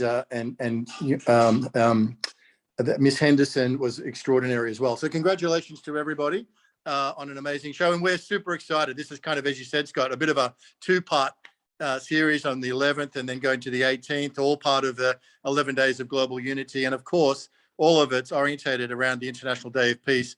So much of the work that everybody's doing at this time of the year is orientated because of that, that stake in the ground that's been established for the International Day of Peace. And it's an incredible honor for us to be hosting Avon Madison, together with Jeremy Gilley, who really will go down in history as two of the key co-creators as to how we got to have a UN celebrated International Day of Peace, which now has been commemorated by 1.5 billion people around the world. And Jeremy Gilley, founder of Peace One Day, is on a mission to double that number over the next 5 years. So it really is shaping up to be our first planetary holiday of significance. And I'm so grateful to you, Scott, and to Deborah and the whole team at Saturday Night Alive for dedicating a whole show to really honoring the way showers, the peacemakers, and celebrating Peace Weekend and the International Day of Peace. And Opium Moon, if you haven't heard of them yet, get ready for like tonight has been incredibly high standard of music. And that'll continue next week with his Grammy winners, Opium Moon, doing a live set in LA during the show, as well as the other musicians, Eric Rabuska and Piyush Abdakhan, as we've said. To have Ambassador Musi Hailo on the show, Jonathan Granoff, Reverend Deborah Moldo, it's incredibly a huge honor, and how this has come together in a beautiful way. So I can't wait for next week. And once again, what an extraordinary, fantastic show tonight was, Rick. Beautiful job. And Scott, to you and Deborah as well. So looking forward to going from strength to strength with, as Kurt said, the evolutionary wind at our back now. So thank you, Scott, and back to you. Thank you, Ben. Thank you. That's Ben coming all the way in from Australia. I love how international our company is. And I want to put the spotlight for a minute on Allen and Son. These are two of my oldest friends. Well, it's not that they're that old. It's that we've been working together for about 30 years now. And they are who create most of the videos that you see, including the B-roll of the videos we're going to have with Andrew Harvey and Rabbi Michael Lerner. They create the wonderful promotional video you just watched. So a big shout out to Allen and Son, watching from Virtual World Studios in Boulder Creek, California. A comfortable couch.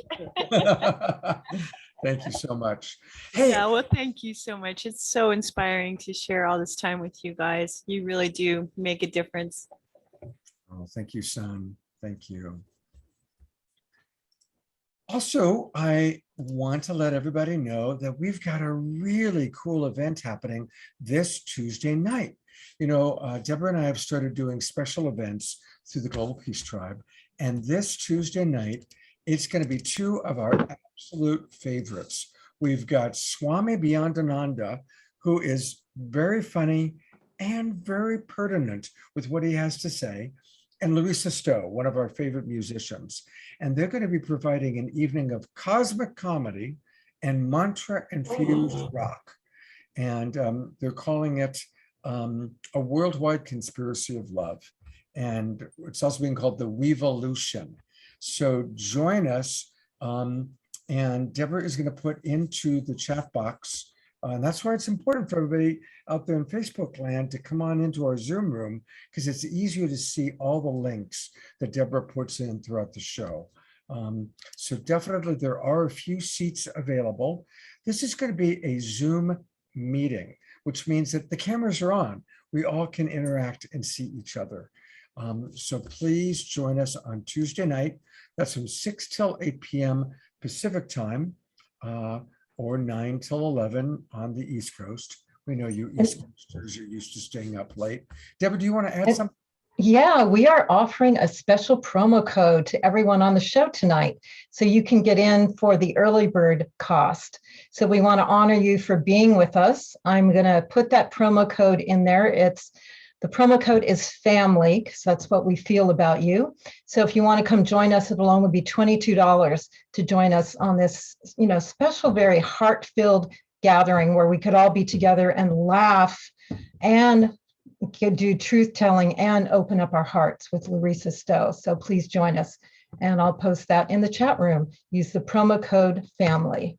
Beautiful. So that's Tuesday night. That's coming right up. So please do join us. It's going to be a lot of fun. These special events we've been doing have been a great way for all of the members of the Global Peace Tribe to get to know each other, as well as some of our favorite speakers. We recently had Neil Donald Walsh.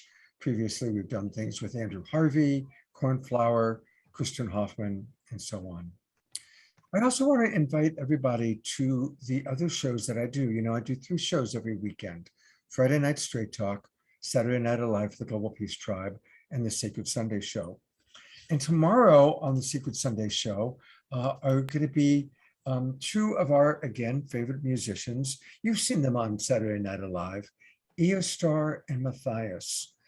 And they are exquisite. They're going to play some music, and they're going to talk about entheogens. And they are going to really share, and on my Sacred Sunday Show, I usually pick 1 or 2 people to really talk about their spiritual journey. Now, when I say spiritual, that's not a religion, not a dogma, but it's embracing life and learning how each individual that I invite onto the show is experiencing life and what a sacred or divine or spiritual life means to them. So please join us tomorrow morning, 10 o'clock in the morning Pacific time, 1 o'clock Eastern, for a very special show with Eostar and Matthias. And then next weekend, it is the weekend of peace. And so on my Friday night Straight Talk show, I don't have a poster for it yet, but I'm going to invite Shay Condro. And I'm putting Shay on. There she is. She's actually in our audience. And Shay is who Valerie told us a little bit about. Shay's going to be my guest along with one of the members of Opium Moon, who was raised on a kibbutz in Israel and now is in a band with other Middle Easterners, all about how even though they're from Iran and Palestine and Israel, they make music together. Shay, tell us a little bit about what we're going to learn as we meet and connect with you next Friday night. Well, Scott, gosh, there's many places we could start, certainly. What I'd like to share with you and with your audience is a project that started, I'm here in Sedona, and for many years I was ordained as a Buddhist nun in the Tibetan tradition for about 15 years.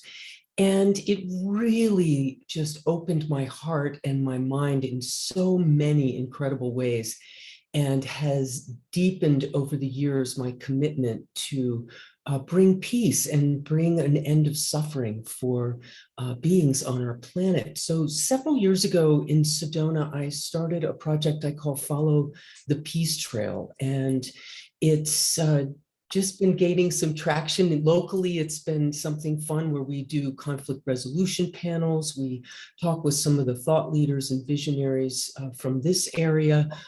This year, we're going to be, we do workshops and interviews and things. This year, we're wanting to create a format that we can carry throughout the year. As, of course, as many of us have talked about, the International Day of Peace is my favorite holiday. It's the one that I think really deserves a lot of attention and could help us to catalyze some real change. But we want to continue that dialogue throughout the year, as many other peacemakers are also doing.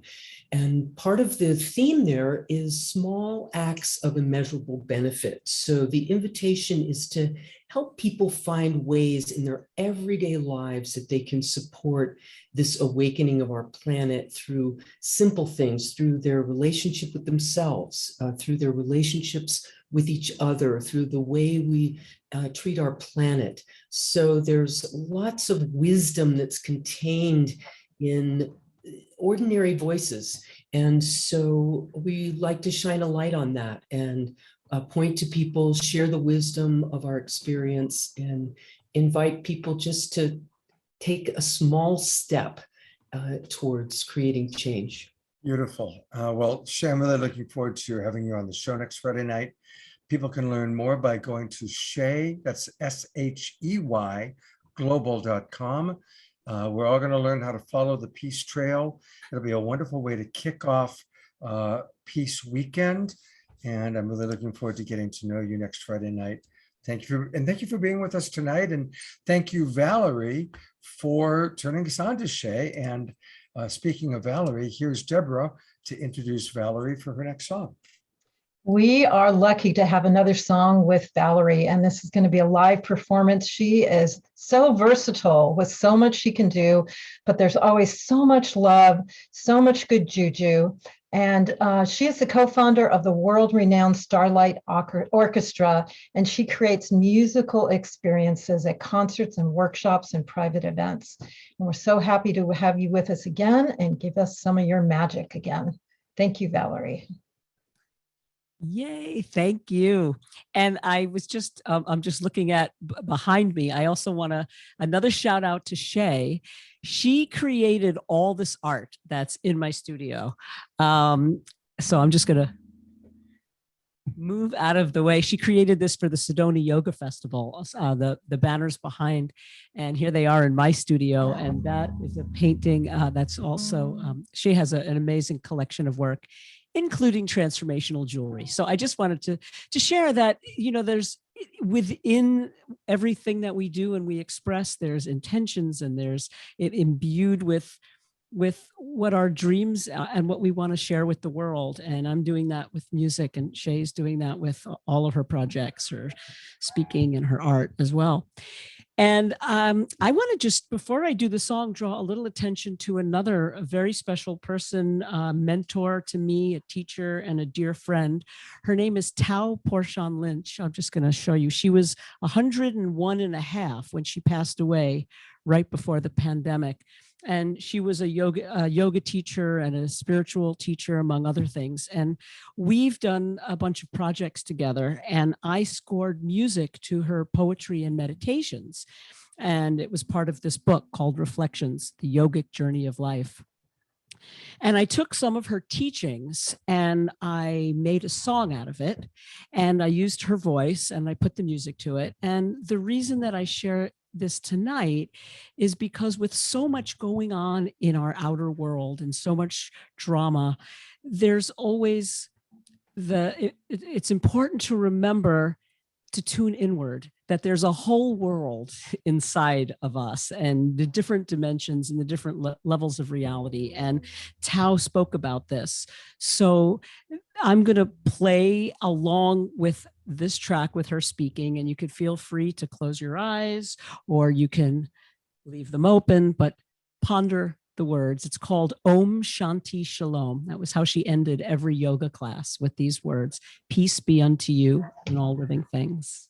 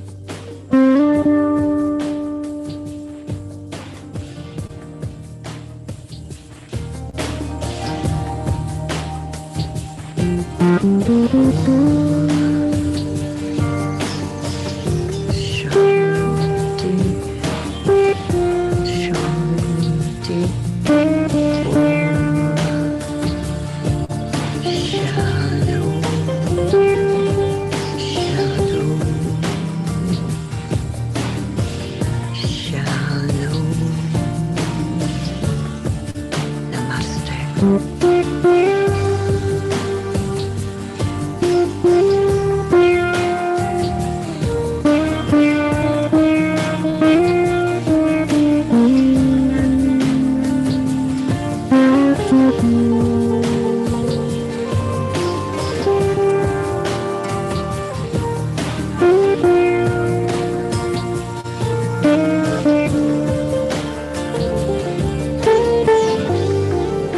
in to who you are and what you are.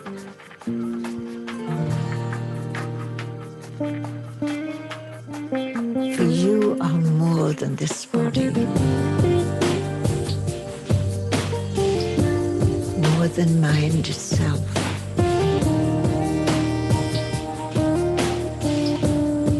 You are pure spirit.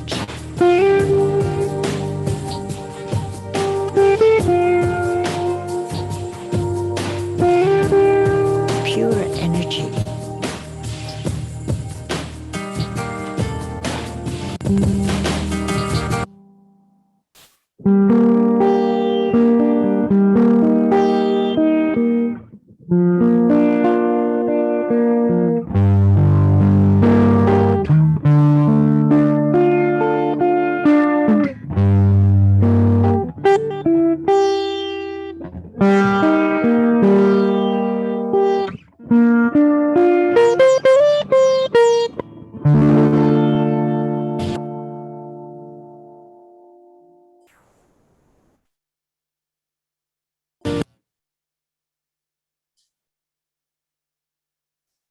How are we doing there, Val? I'm having a little technical difficulty. I had a little disk overload problem, and I'm so sorry because I was starting to sink so deep into it myself. Well, here's the good news, and Valerie doesn't even know this, so I'm announcing something that Valerie doesn't even know. So we get to watch Valerie's reaction. Our show on September 25th, we've decided we want to dedicate solely to our musical artists, because we know that a lot of our musical artists is a challenging time. A lot of your festivals, conferences, clubs, restaurants are closed. Music sharing makes it harder and harder. And so on September 25th, 2 weeks from tonight, we are going to dedicate our show to Valerie, Cornflower, Kristen Hoffman, and a couple of other musical artists to, with all the money that we raise going to you guys, going to our musical artists. And Valerie, we're hoping you'll be able to join us either by video or live 2 weeks from tonight. And how about if we finish the song that night? Thank you. That would be amazing. That would be fantastic. Great. That's great. amazing. Thank you, Scott. And thank you for bearing with us. So thank you. And a reminder that you can get more Valerie between now and 2 weeks from now by going to her website, ValerieRomanovMusic.com. ValerieRomanovMusic.com. So, and yeah, 2 weeks from now, it's, you know, the music is such an incredibly important part of Saturday Night Alive. And it's always so uplifting. And we really want to honor and support our musical friends that are going through hard times. So we're going to have several amazing musicians. And what's going to be fun is each one will play a song, but they'll also get a chance to share something from their heart. You know, just like Valerie was sharing about Shay, and you know, all of our musical artists have a deep love and care for different things. So it's going to be a unique show 2 weeks from tonight. All right. One of the great joys for myself from Saturday Night Live has been getting to know all the amazing people each weekend. And I've been a fan of Andrew Harvey for probably 25 years. His books have deeply inspired me. His Gospel of Thomas, his A Walk with Four Guides are two of, like, if I could only take 10 books onto an island that I had to live with for the rest of my life, both of those would be on there, with Autobiography of a Yogi and Course in Miracles and a few others. And I've gotten to know Andrew really well through Saturday Night Live, and I can even say we've become friends. Andrew is brilliant. He is a passionate, world-renowned author, speaker. This is a man who's worked with the Dalai Lama. He's written books, over 40 books, and he usually collaborates with other extraordinary people. And he has some very powerful wisdom for us. So I want to invite everybody to drop in and take in the wisdom of my friend, Andrew Harvey.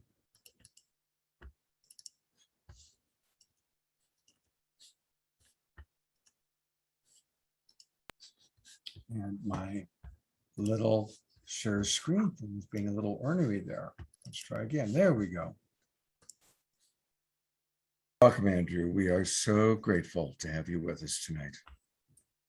And I am so grateful to be with you on this momentous, tragic anniversary of September the 11th, the 20th anniversary. I will never forget, as you will never forget, seeing those images of the towers collapsing. And I will never forget what they meant to me.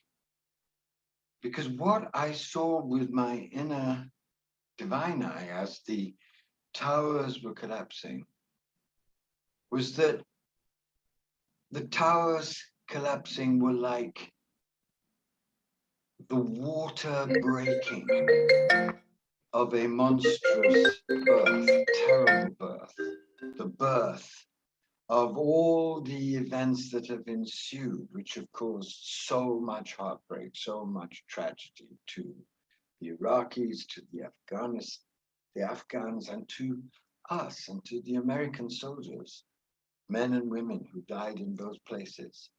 So much blood expended for nothing, so much treasure wasted, so much horrible suffering and fear. And when I was watching that appalling image of the breaking of the waters of a monstrous birth of a new era of terror, I knew from my own inmost intuition and from a series of visionary experiences that we were entering into the era of apocalypse. I knew that. And dear friends, we are now in the apocalypse. It's not a question of waiting for the apocalypse or imagining that it may or may not come. We are in it, and there, all over the world, a series of interlinked and terrifying crises are now erupting and threatening the future of the human race. It is very important to see this clearly. And to help you see this clearly, I want to read what Dave Ray, director of the Enlightened Climate Change, said after the recent IPCC report on the climate, which was called Red Alert, and which is far more dire than anything I could describe. This is what he said. World leaders must have the findings of this report seared into their minds and take urgent action. This is not just another scientific report. This is hell and high water writ large. This is hell and high water writ large. The climate is collapsing. The pandemic is clearly out of control. 1 million species are standing on the brink of extinction. There is a widening and terrifying gap between rich and poor. There is a growth of fascism and authoritarianism all over the world, and especially dangerously in this country. And democracy is hanging by a thread. And there is a great crisis and paralysis of will. All of these crises now are coming together to form an apocalyptic situation which really does threaten the entire human race. So let's take that in for a moment. But the theme of tonight is how to transform tragedy into regeneration. And I want to give you just 3 simple, but I hope profound suggestions. The most important way of transforming tragedy into regeneration is first finding the courage, the strength to face tragedy, to see it for what it is, and to feel it. The way through tragedy is not through magical thinking or fantasy or fostering crazy illusions or pretending it isn't happening. The way through tragedy is to trust that if you face it with your mind open, your heart open, your body open, your entire being open to God, the divine that has allowed this tragedy will mysteriously feed you with the wisdom and the solutions to go through it with grace and learn and absorb and integrate its devastating lessons. I've been through many tragedies in my life, and fortunately, I have learned this very sacred lesson. And each time what looked like death, in fact, prepared a richer, deeper, more compassionate, more vibrant, more miraculous life. So that's the first suggestion. Please recognize that we are in the apocalypse.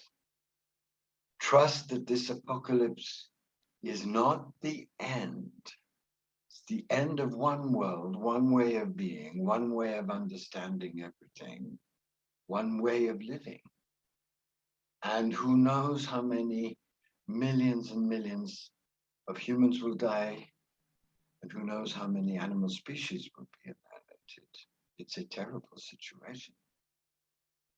But if we trust that this too is part of the great divine alchemy, then out of extreme tragedy, through our trust and through faith and through the miraculous grace, amazing new possibilities can still and must still be born.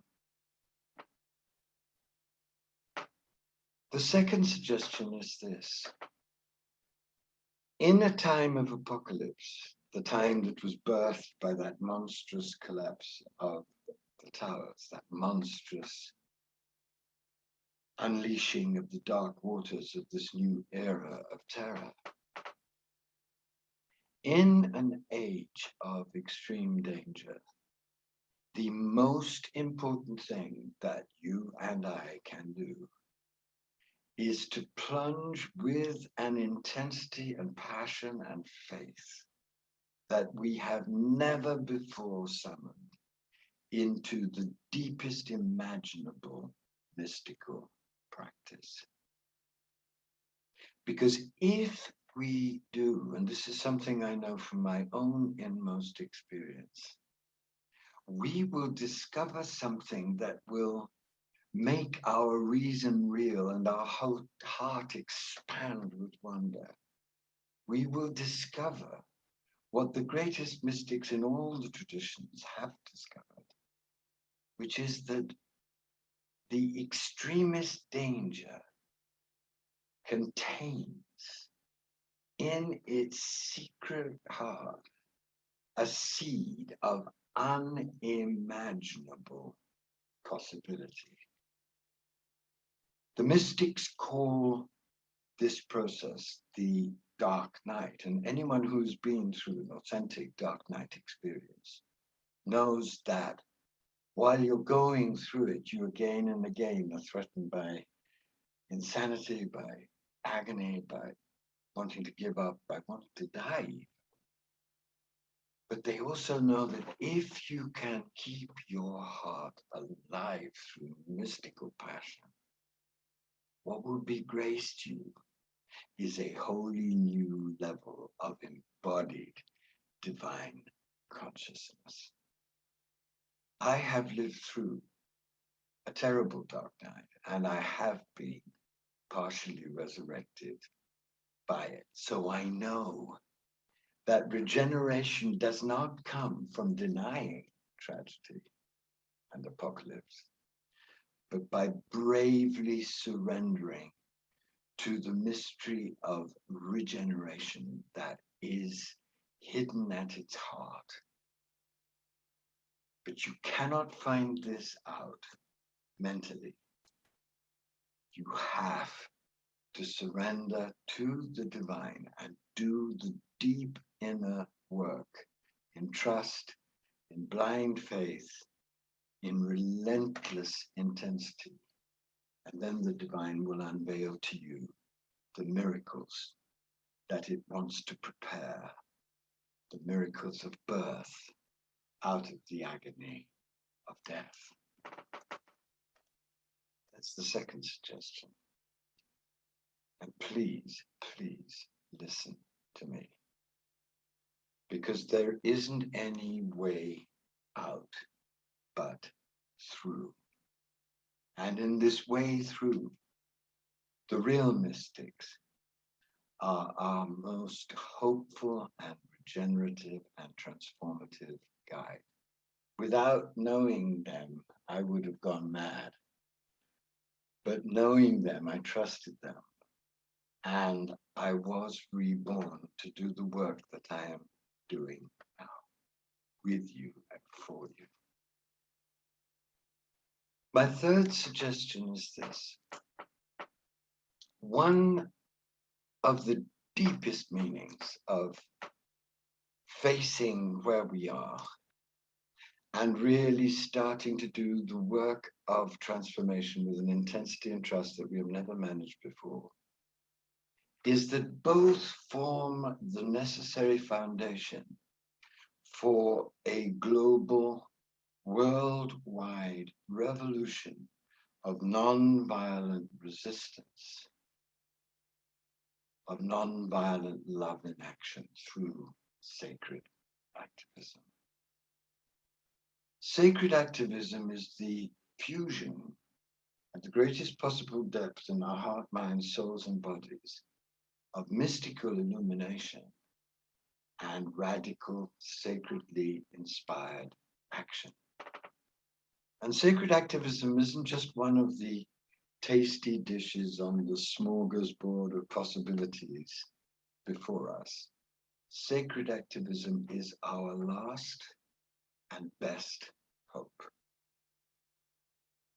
So I am begging you on this anniversary of September the 11th, contemplating the miraculous regenerative alchemy of how the divine births out of tragedy and death amazing new possibilities, to dedicate your lives to becoming a sacred activist. The contemporary spiritual movement has been a tragic disappointment to me on almost every level because of its narcissism, because of its magical thinking, because of its addiction to fantasy. And there is no more time for magical thinking or fantasy or illusion of any kind. You and I must now trust God, trust our deep selves, trust our heartbreak, and act out of that heartbreak together with great faith that if we do, we will be showered with miracle and regenerative grace. If we don't, we are in danger of dying out as a human race much sooner than any of us dare imagine. if we do. And I still, despite everything, believe that we will together be reborn as embodied divine human beings. And together, with grace and in grace, create a wholly new way of being and doing everything. The choice is ours. Andrew, as always, you are speaking uncomfortable truth and also inspirational wisdom.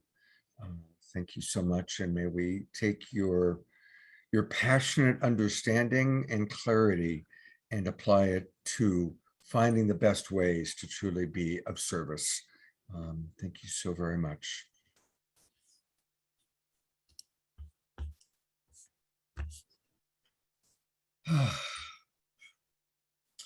I want to encourage everybody to go to his website, andrewharvey.net. There's so much here. He has so many resources, and there's so much. And I want to encourage you to get his book, The Hope, which is really all about sacred activism. We've had Andrew on the show a few times. He coined the phrase sacred activism. And put in your name and email address and get on his list and get some of the beautiful free resources that he provides. Andrew is truly an absolute treasure, and we're very, very blessed to have him with us. We are also blessed to have with us Rick, our co-host and collaborative partner today. And Rick, please tell us more about 11 Days of Global Unity. Thank you. Thank you so much. Well, you know, it's very moving to hear Andrew Harvey talk about these things and the urgency that he was talking about. I think that's something very important for us to all hear, that urgency on many different levels. Socially, you know, we have polarization politically, environmentally, economically. On every level, we are living in an urgent situation. So what I'd like to do is give a little bit more detail about the 11 campaigns that came out of the 11 Days of Global Unity. So the 11 Days of Global Unity are an annual convergence where change makers around the world can basically let people know what they're doing, get more people involved. And the 11 campaigns that came out of the 11 days go all year round. So I'll just say them. So if any one of those or more resonates with you, please reach out to us, go to we.net and connect with us so we can collaborate. So campaign number 1 is unity, which we've all been talking about now, right? And our coordinator for the unity campaign, as you heard about before, is Sharon. And there you go. If you can see her, she's got the we logo behind her, which is great because it is all about we, right? All about we. That's right. So we have unity is the first campaign. The second one is interdependence. Interdependence is a little bit different. It's more like understanding how we connect with all the other people and animals and ecosystems on the planet. So conscious interdependence is so important. And our dear friend Shannon Crossbear from the Ojibwe tribe is leading our campaign for interdependence. Then we have environment is the third one. And the environment, we have the Climate Collaboratory. Sue Blythe created the Climate Collaboratory. And there are so many things going on with that. And I'll just kind of say the others. I know we're kind of running out of time. Fourth one is economic justice. The fifth one is health. The sixth one is children and youth. We have so many amazing young people who are stepping up, and we want to expand that number. We have a young woman, a young girl, really. She's 13 in Pakistan named Raheen, and she does stand-up comedy to provide a safe space for the adults to talk about hot button issues. Can you imagine that? She's 13 and she's doing theater and comedy to help the young people, to help the adults to reduce the conflict among themselves. So, and there are so many other young people in the children and youth campaign. Then we have women and allies and families. Then we have human rights, we have freedom, we have disarmament, and we have peace.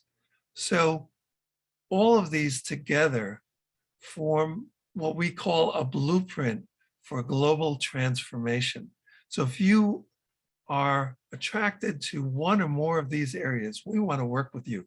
We have had more than 600 organizations that have stepped up to collaborate on one or more of these campaigns. And we want to take this even further and go as far as we can. So if you go to we.net, you can sign up your organization and yourself as a volunteer or become part of our We team. And there are many other opportunities. Trends Magazine, which is part of the coalition that Kurt talks about, with the kind of coalition of online magazines and media platforms. And we hope that Saturday Night Alive will be part of this kind of growing interdependent group of media. So all of these things are possible, and you can find out more by going to we.net. So thank you for that so much. Thank you so much. We're going to hear from Rick one last time to kind of close out the show, but here it is. What, like, the best website ever, we.net. What a great URL to have. And I want to encourage everybody, come register your organization, and let's all continue to support we.net. And Rick, thank you so much for the wonderful work that you're doing in the world. Thank you, Scott, for what you're doing. So important with Saturday Night Alive, you and Deborah and the whole team. Thank you. Thank you. Guess what? It's time for some more magic. And with no further ado, here he is, Paul Draper. No further ado, but I wanted so much ado. Well, that's about nothing. So what we're going to do instead is share a little magic with you. So I have, I don't know about you, but I've been staying home a lot, and I've been getting delivery to my house. Are you getting a lot of delivery to your house? Anybody? Yes. I even in a little community that I have, they still deliver milk in glass bottles to my house, but I'm not going to use it for milk. Instead, we're going to fill it up with water.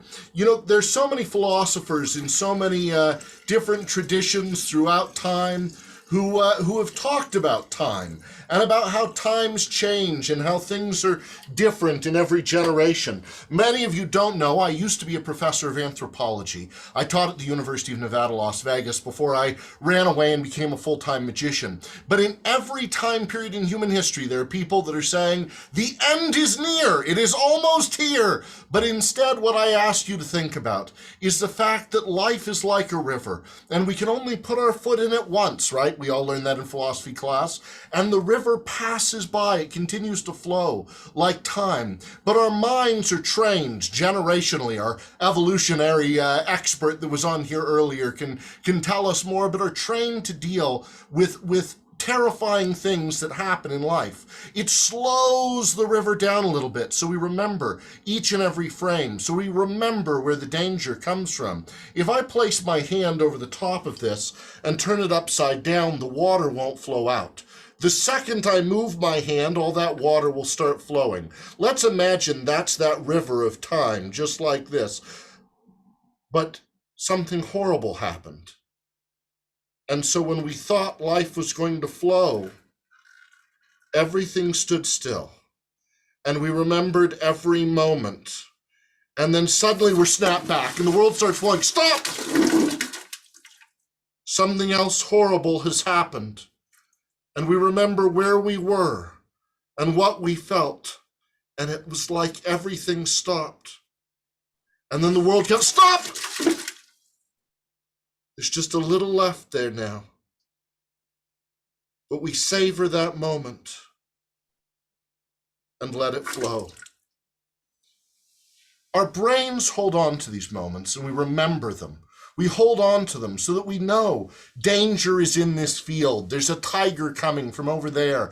We need to be stressed and worried about this. And evolutionarily, this helped us. It helped us avoid where the poisonous river was and where the tigers lived. But today, we have this anxiety whenever 9/11 comes around. It's natural within us. We think the horrible thing is going to happen again on this date, and it's not. We're okay.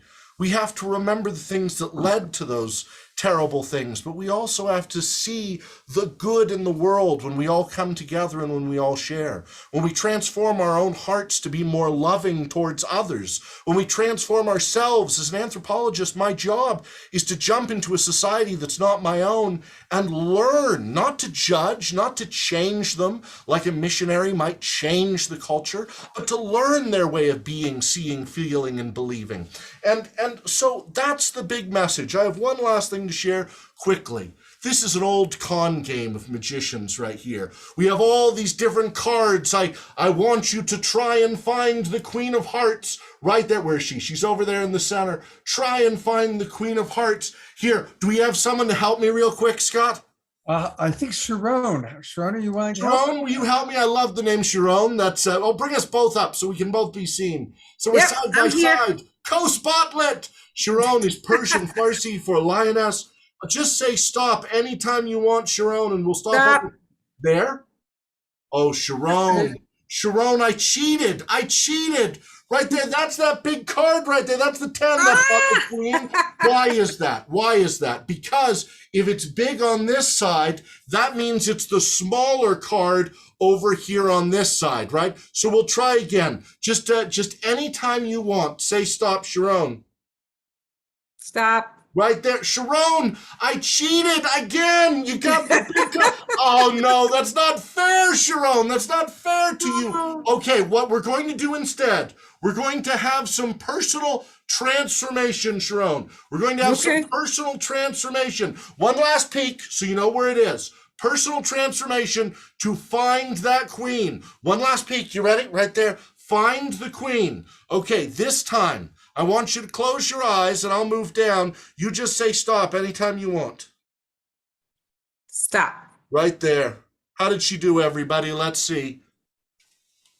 When we believe in the core of our heart, Sharon, we believe in the core of our hearts, a picture of you, the Queen of Hearts, that's you.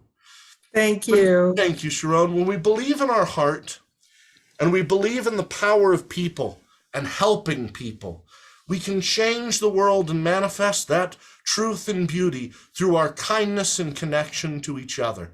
Thanks for letting me share a little more magic with you today. I hope to see you again soon. Absolutely. You know, we're going to bring you back again. Hey! Of course we are. And hey, I want to just remind everybody that his website is his name. PaulDraper.com. You should hire the musicians and magicians to come to your company parties, your kid's birthday party, your gathering, your scout troop, your school, your university. We're available to do shows just like this for you. There you have it, everybody. PaulDraper.com. Hire him. Look at how much fun he is. And he has amazing stuff. We've only seen a little bit. Paul, thank you so much. Bye. All right. So our other keynote address is with Rabbi Michael Lerner, who I had the good fortune to do a pre-recorded video with. And to tell us a little bit about Rabbi Michael Lerner, here's our co-host, Rick. Hello again. So Rabbi Michael Lerner has been an activist for most of his life. He's the editor of Tikkun magazine and the founder of the network of spiritual progressives. I met him in 1995, and volunteering with his group, the Foundation for Ethics and Meaning, led me to leave a full-time career composing and producing music for TV and film. And he inspired me so much that I went on to launch We the World. So I want to thank you personally, Rabbi Michael Lerner, for changing my life. Now let's hear your message for Saturday Night Alive. Welcome, and thank you so much for joining us today. I'm glad to be here and to be able to share some ideas. We're facing the 20th anniversary of the 9/11 attacks, and they were horrific. And I'm glad that the perpetrators have been brought to justice. But the United States then went on to occupy and occupy one country and then attack another country on this assumption that they were also bad, namely Iraq. And we've spent the last 20 years in warfare, which has only recently been ended in Afghanistan. And we've been on the wrong route. You can't build a world of in which we care for each other, in which we are safe with each other, if we use violence as the way to get there. The path to safety is a path of love, kindness, and generosity, not one of violence and power over. But this is the problem that we are facing in our country, and it's not just about foreign policy. The truth of the matter is that all over the world, there has been acceptance, at the least at the level of the powerful, that the way to get security is through domination and control of others. Now, this goes back a long way, because actually, ever since class societies and patriarchy have emerged some 10,000 years ago, the elites of the country, the powerful of the countries of the world, have been teaching the rest of us that security comes through domination and power over others. But the domination and power over others actually is a way of extracting wealth from all the countries of the world, including extracting it from the working class of this country, in order to make rich the super rich. And we live at a time when the gap between, let's say, 90% of the population and the upper 10%, and the upper 10%, and particularly the top 1%, own more wealth than the other 90% of us. And that's, when I say us, I'm in the 90%, not the 10%. So there's a deep selfishness that is that pervades our country and the world. It's not just the United States, and I don't want to be putting down the United States. It's the whole world has accepted what I'll call the ethos of global capitalism. And that ethos is, look out for number one, maximize your own advantage without regard to the consequences for others. That in turn leads people to believe that everybody is out for themselves, and that consequently, the only rational thing for you to do is to maximize your own advantage, because everybody else is going to be doing that. And so when I'm a rabbi now, but I was previously a psychotherapist, and in my job as a psychotherapist, I managed to receive a grant from the National Institute for Mental Health to study the psychodynamics of American society and the impact of work on family life.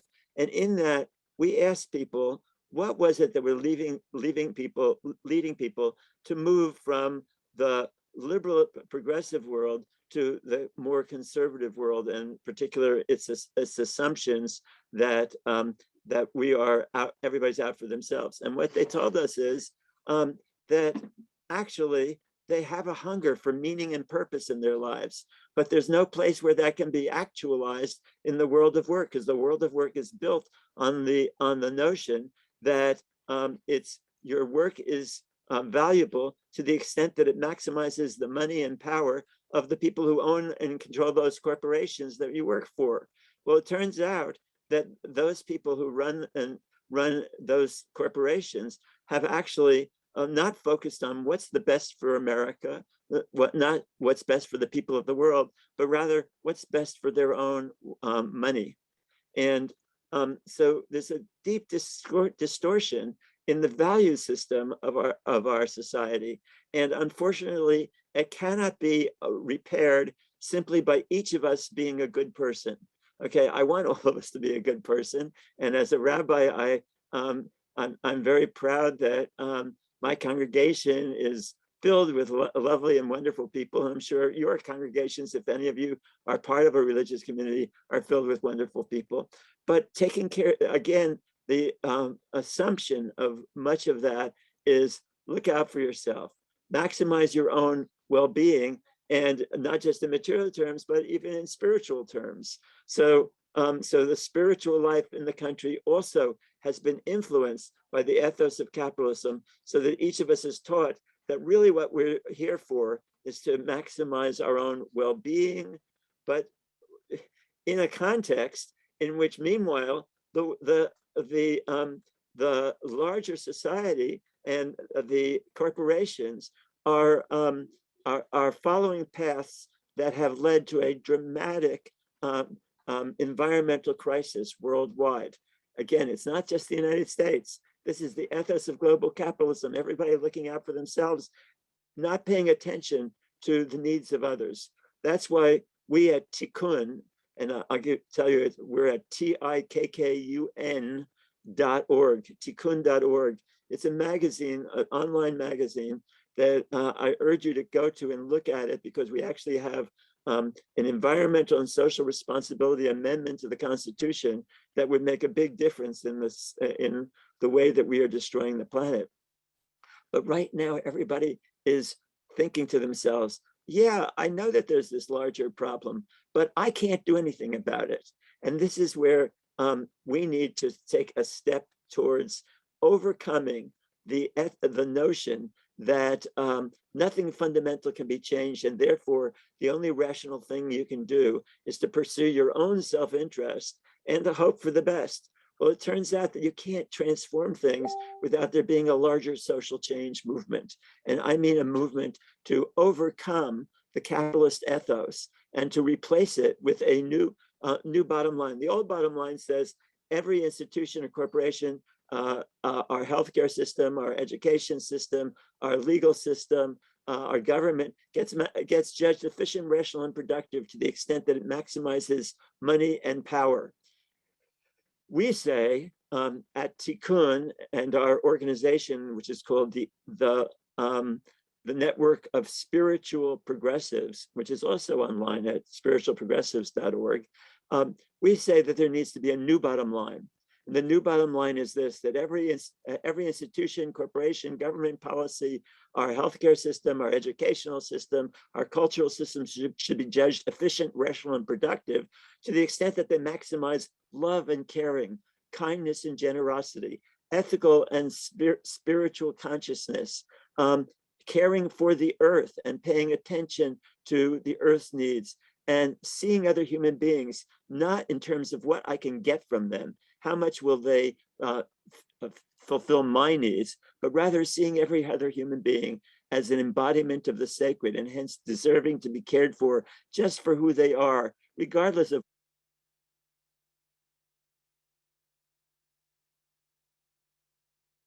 whether they do or do not fulfill your needs. And similarly, to look at the earth from the standpoint of not just of can we take something out of the earth and sell it, turn it into a product and sell it, but to look at the earth and the larger universe with awe and wonder and radical amazement at the grandeur of all that is. Now, this is a new bottom line, and you're going to say, oh, well, yeah, I love that bottom line, but it's not possible. Well, you know what? You never know what's possible until you struggle for what is necessary. And every major change that's happened in this country and around the world has happened when some people refuse to be realistic. not to accept the vision that the media and the corporations and even our political leaders and even sometimes our friends tell us is, hey, be realistic, narrow your vision to what is really possible. But as I say, you don't know what's possible until you struggle for what is desirable. You never know what's possible until you struggle for what is desirable. And we need to build a movement that asks for this new bottom line, that wants a world based on love and caring and kindness, rather than on selfishness and materialism and maximizing one's own individual well-being. Actually, this is a way to maximize your individual well-being, because the more that people act from this place of caring for each other, the more you get a world that is potentially sustainable. And that's going to also involve us in making fundamental changes in the economy so that the bottom line is caring for the earth and making sure that we don't continue to destroy the life support system of our planet. So this is the great crisis facing us. You can make a big difference in this. You can begin to talk to people about it, but talk to people about the core issue of overcoming that ethos of selfishness and materialism, of overcoming the sense that, hey, there's no other way to organize a society than through a form of selfishness and the capitalist order has put forward. Now, I'm not just talking about socialism. Socialism may be good and is good in some respects in dealing with material needs, but there's other fundamental needs for hunger, a hunger for meaning, for purpose, for a world in which you are recognized and cared for yourself and not just for what you can do and what money you can make. And that world people hunger for. And we need a movement that can talk not just about the material needs of people, but also about the spiritual needs of people.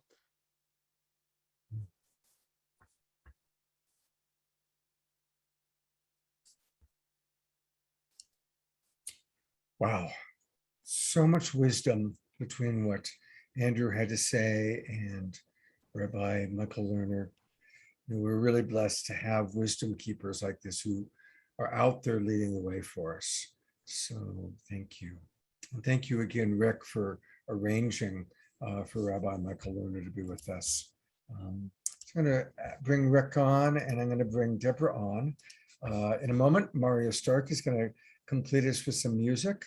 My dog here, this is Jasmine Bear. You've all met her before, and she wants to remind everybody to donate. And I got a wonderful message from Jill at the Moon Dog Farm. So just one more time, take your cameras, put them up close.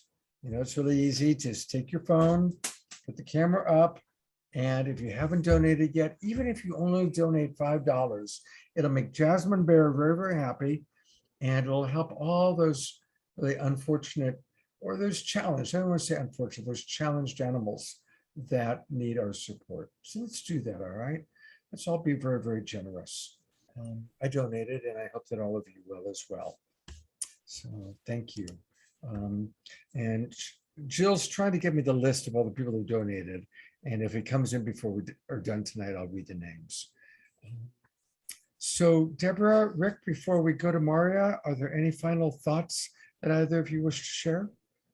Yes, beautiful show again, just so inspiring that we're all here together, really holding the transformation and change we know that can happen in the world. And so thank you for all the presenters, the beautiful music. It always blows me and Scott away every single show. It's amazing. And thank you, Rick, so much for inspiring this show and doing the work that you did to put it together. Thank you. This has been so wonderful. And I guess I want to leave you with the words of our dear friend, Jonathan Granoff, who is going to be a guest next week. He did the keynote address when we launched We.net and the We campaign. I guess it was back in 2009. And the last thing he said was, I hope that we expands so much that there is no longer any them. So thank you. Yeah. All right. Thank you. And again, one more time, I want to remind everybody that you can support Rick by going to we.net and register. Get in there so that you're at least on his email list and aware of all that's happening and learn about the 11 days of global unity. Well, we're going to conclude our show with wonderful, wonderful music. I am blessed that Maria Stark is a longtime friend of mine. We've talked together and worked together, and she's quite exquisite. So as we listen to her music, let's integrate the wisdom from Andrew and Rabbi Lerner and all the other people we've heard from tonight. And here she is, Maria Stark. Thank you, Scott, and thank you so much for having me. I am also just integrating the wisdom of these two, everyone here and the last two speakers specifically, and I just am moved to share this song. It's called In Between, and it really takes into that consideration of what do we do when we're standing in the face of the apocalypse and holding and dissolving our connection to magical thinking to give rise to a truer recognition of the intricacy and interconnectedness that we're a part of, and be able to take action there. So this is a song that I would say is related to my own journey with these kinds of things, and it's really the embrace of letting go of the savior complex in order to arise in the union and communion with all that is, and with a spacious heart. And so I offer this to our spacious hearts that are communing with such complexity in these times. And may this song be a soothing balm for the ways that we are opening through, working with the stress and the tensions and continuing to grow through them.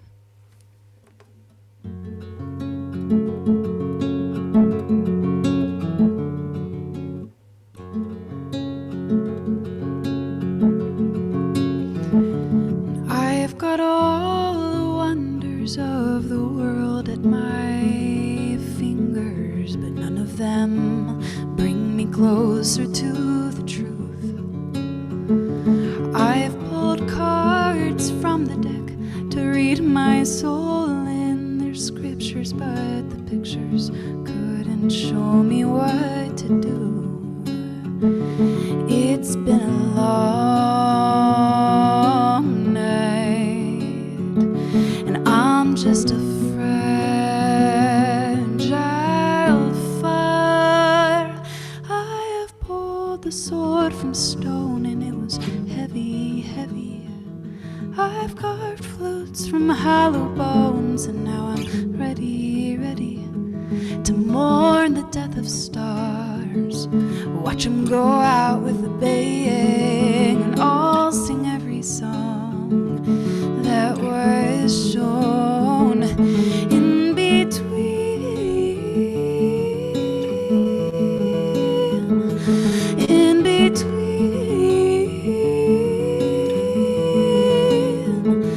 in between,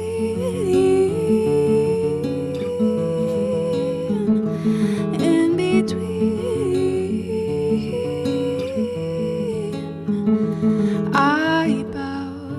I bow my soul a seeker. I have sought to know this life and death the same, and every single thing that I've come to feel here, well, I barely have the strength to sing. My voice cracks at the sound of your name, but as I speak, so does the flame. I've pulled the sword from stone, and it was heavy, heavy. I've carved flutes from hollow bones, and now I'm ready to mourn the death of stars. Watch them go out with a baying, and I'll sing every song that was shown in between,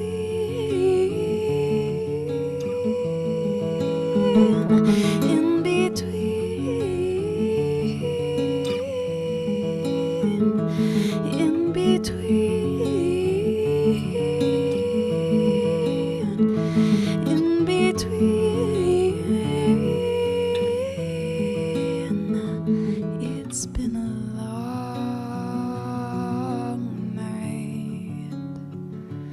I'm just a fragile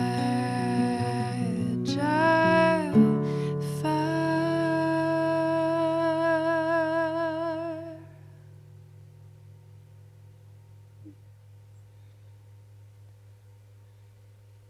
Thank you. Thank you so much, Mario. So much. Again, a reminder that her website is templeofthemuse.com, and a special emphasis to go to the Voice of My Womb program that she's offering. It starts October 5th. And I know that the demographics tell us that 80% of the people that watch this show are women. Well, come and join. We're gonna have a party, and in a couple weeks, I'll have like a little 3-day intro class called Treasures of the Womb, to just get a taste of what kind of things we'll be doing in the 9-month program. So that's on the website. If you go to offerings, that's Treasures of the Womb, and you can come kind of get a little taste of what these vocal alchemy practices are really like, and connecting to congruence and creative process, and opening it to vesselship, and what that really looks like to stewarding our spirit and bringing our genius forward. Beautiful. Thank you, Maria. Thank you. And I want to say I've known Maria for many years, and she's brilliant, absolutely brilliant. So any opportunity to study, to learn with her, to work with her is an absolute blessing. So strongly encourage everybody to do that. I have been reading that people are not able to save the chat. I don't know what that is.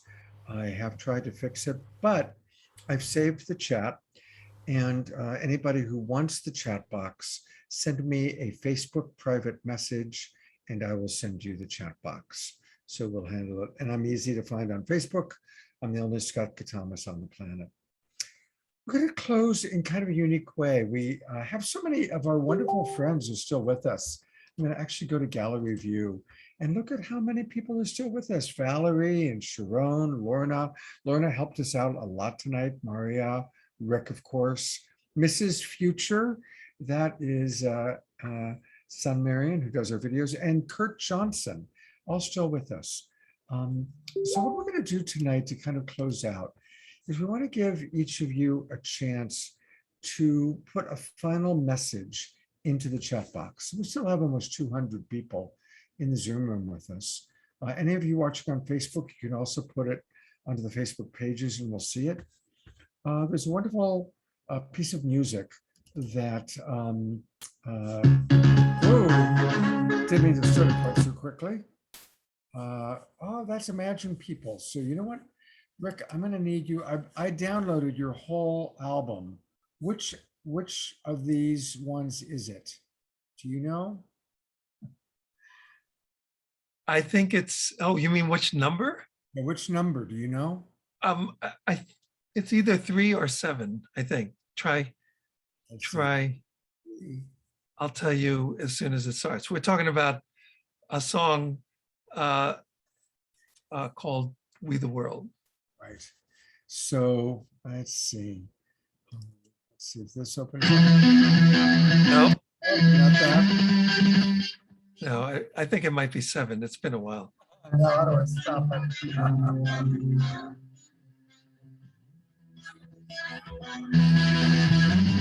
Nope. Yeah, now I can't even find it. You can't find it. I could share it.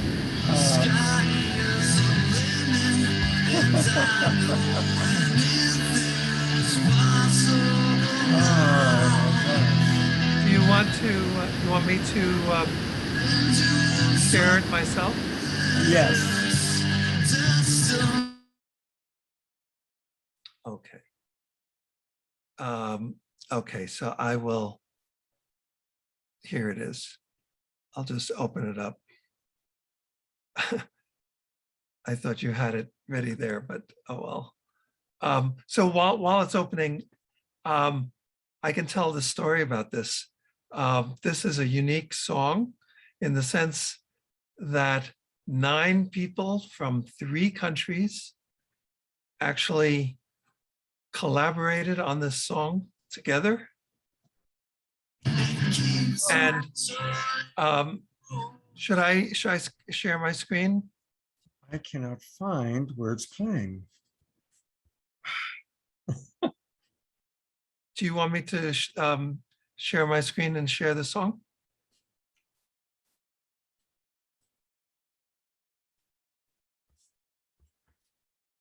Scott?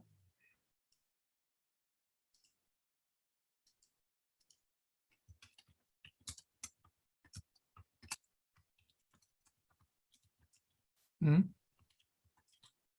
I have it queued up.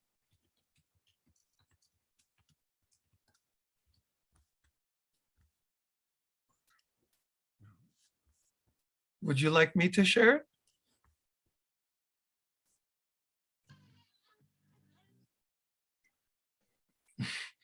Rick, I think in the chat box, Scott said to go ahead and play it. Oh, okay. So, oh, thank you. I was just waiting for him to say something. Okay, sorry.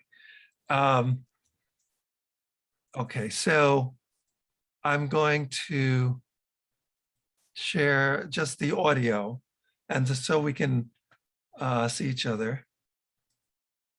And what I wanted to say is that this song was a collaborative effort of 9 people in 3 different countries, and we made all our decisions about the song by consensus.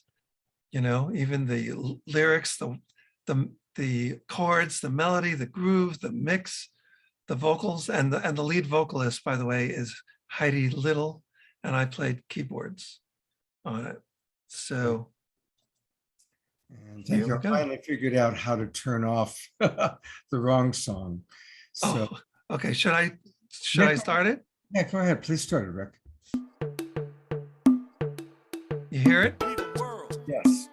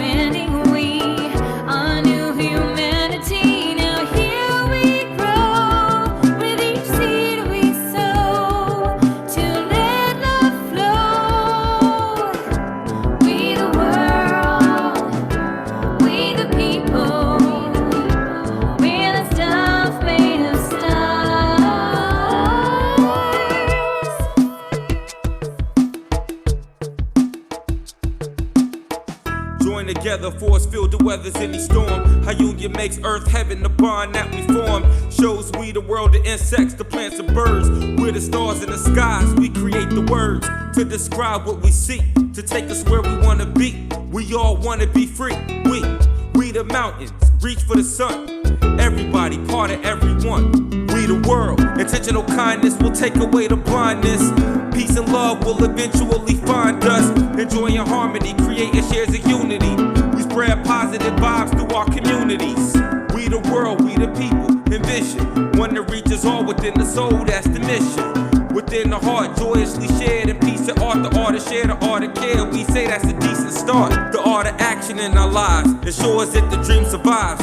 Channels hope and equity drives. Giving back makes you tingle inside like stomach butterflies, and that'll let us rise to the sky. We the world. said we the world. We the world, we the people, we're the stuff made of stars.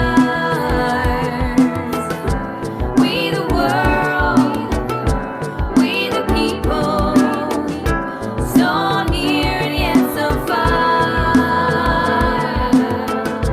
Talk about peace and evolution, where we're all one race, working together with a solution. True equality, one world community, from me to we, all need to be, will set us free. We the world, we the people, we're the stuff made of stars. We the world, we the people, so near and yet so far. We the world, we the people, we're the stuff made of stars. We the world, we the people, so near and yet so far. We the world, we the people, we are made of stars.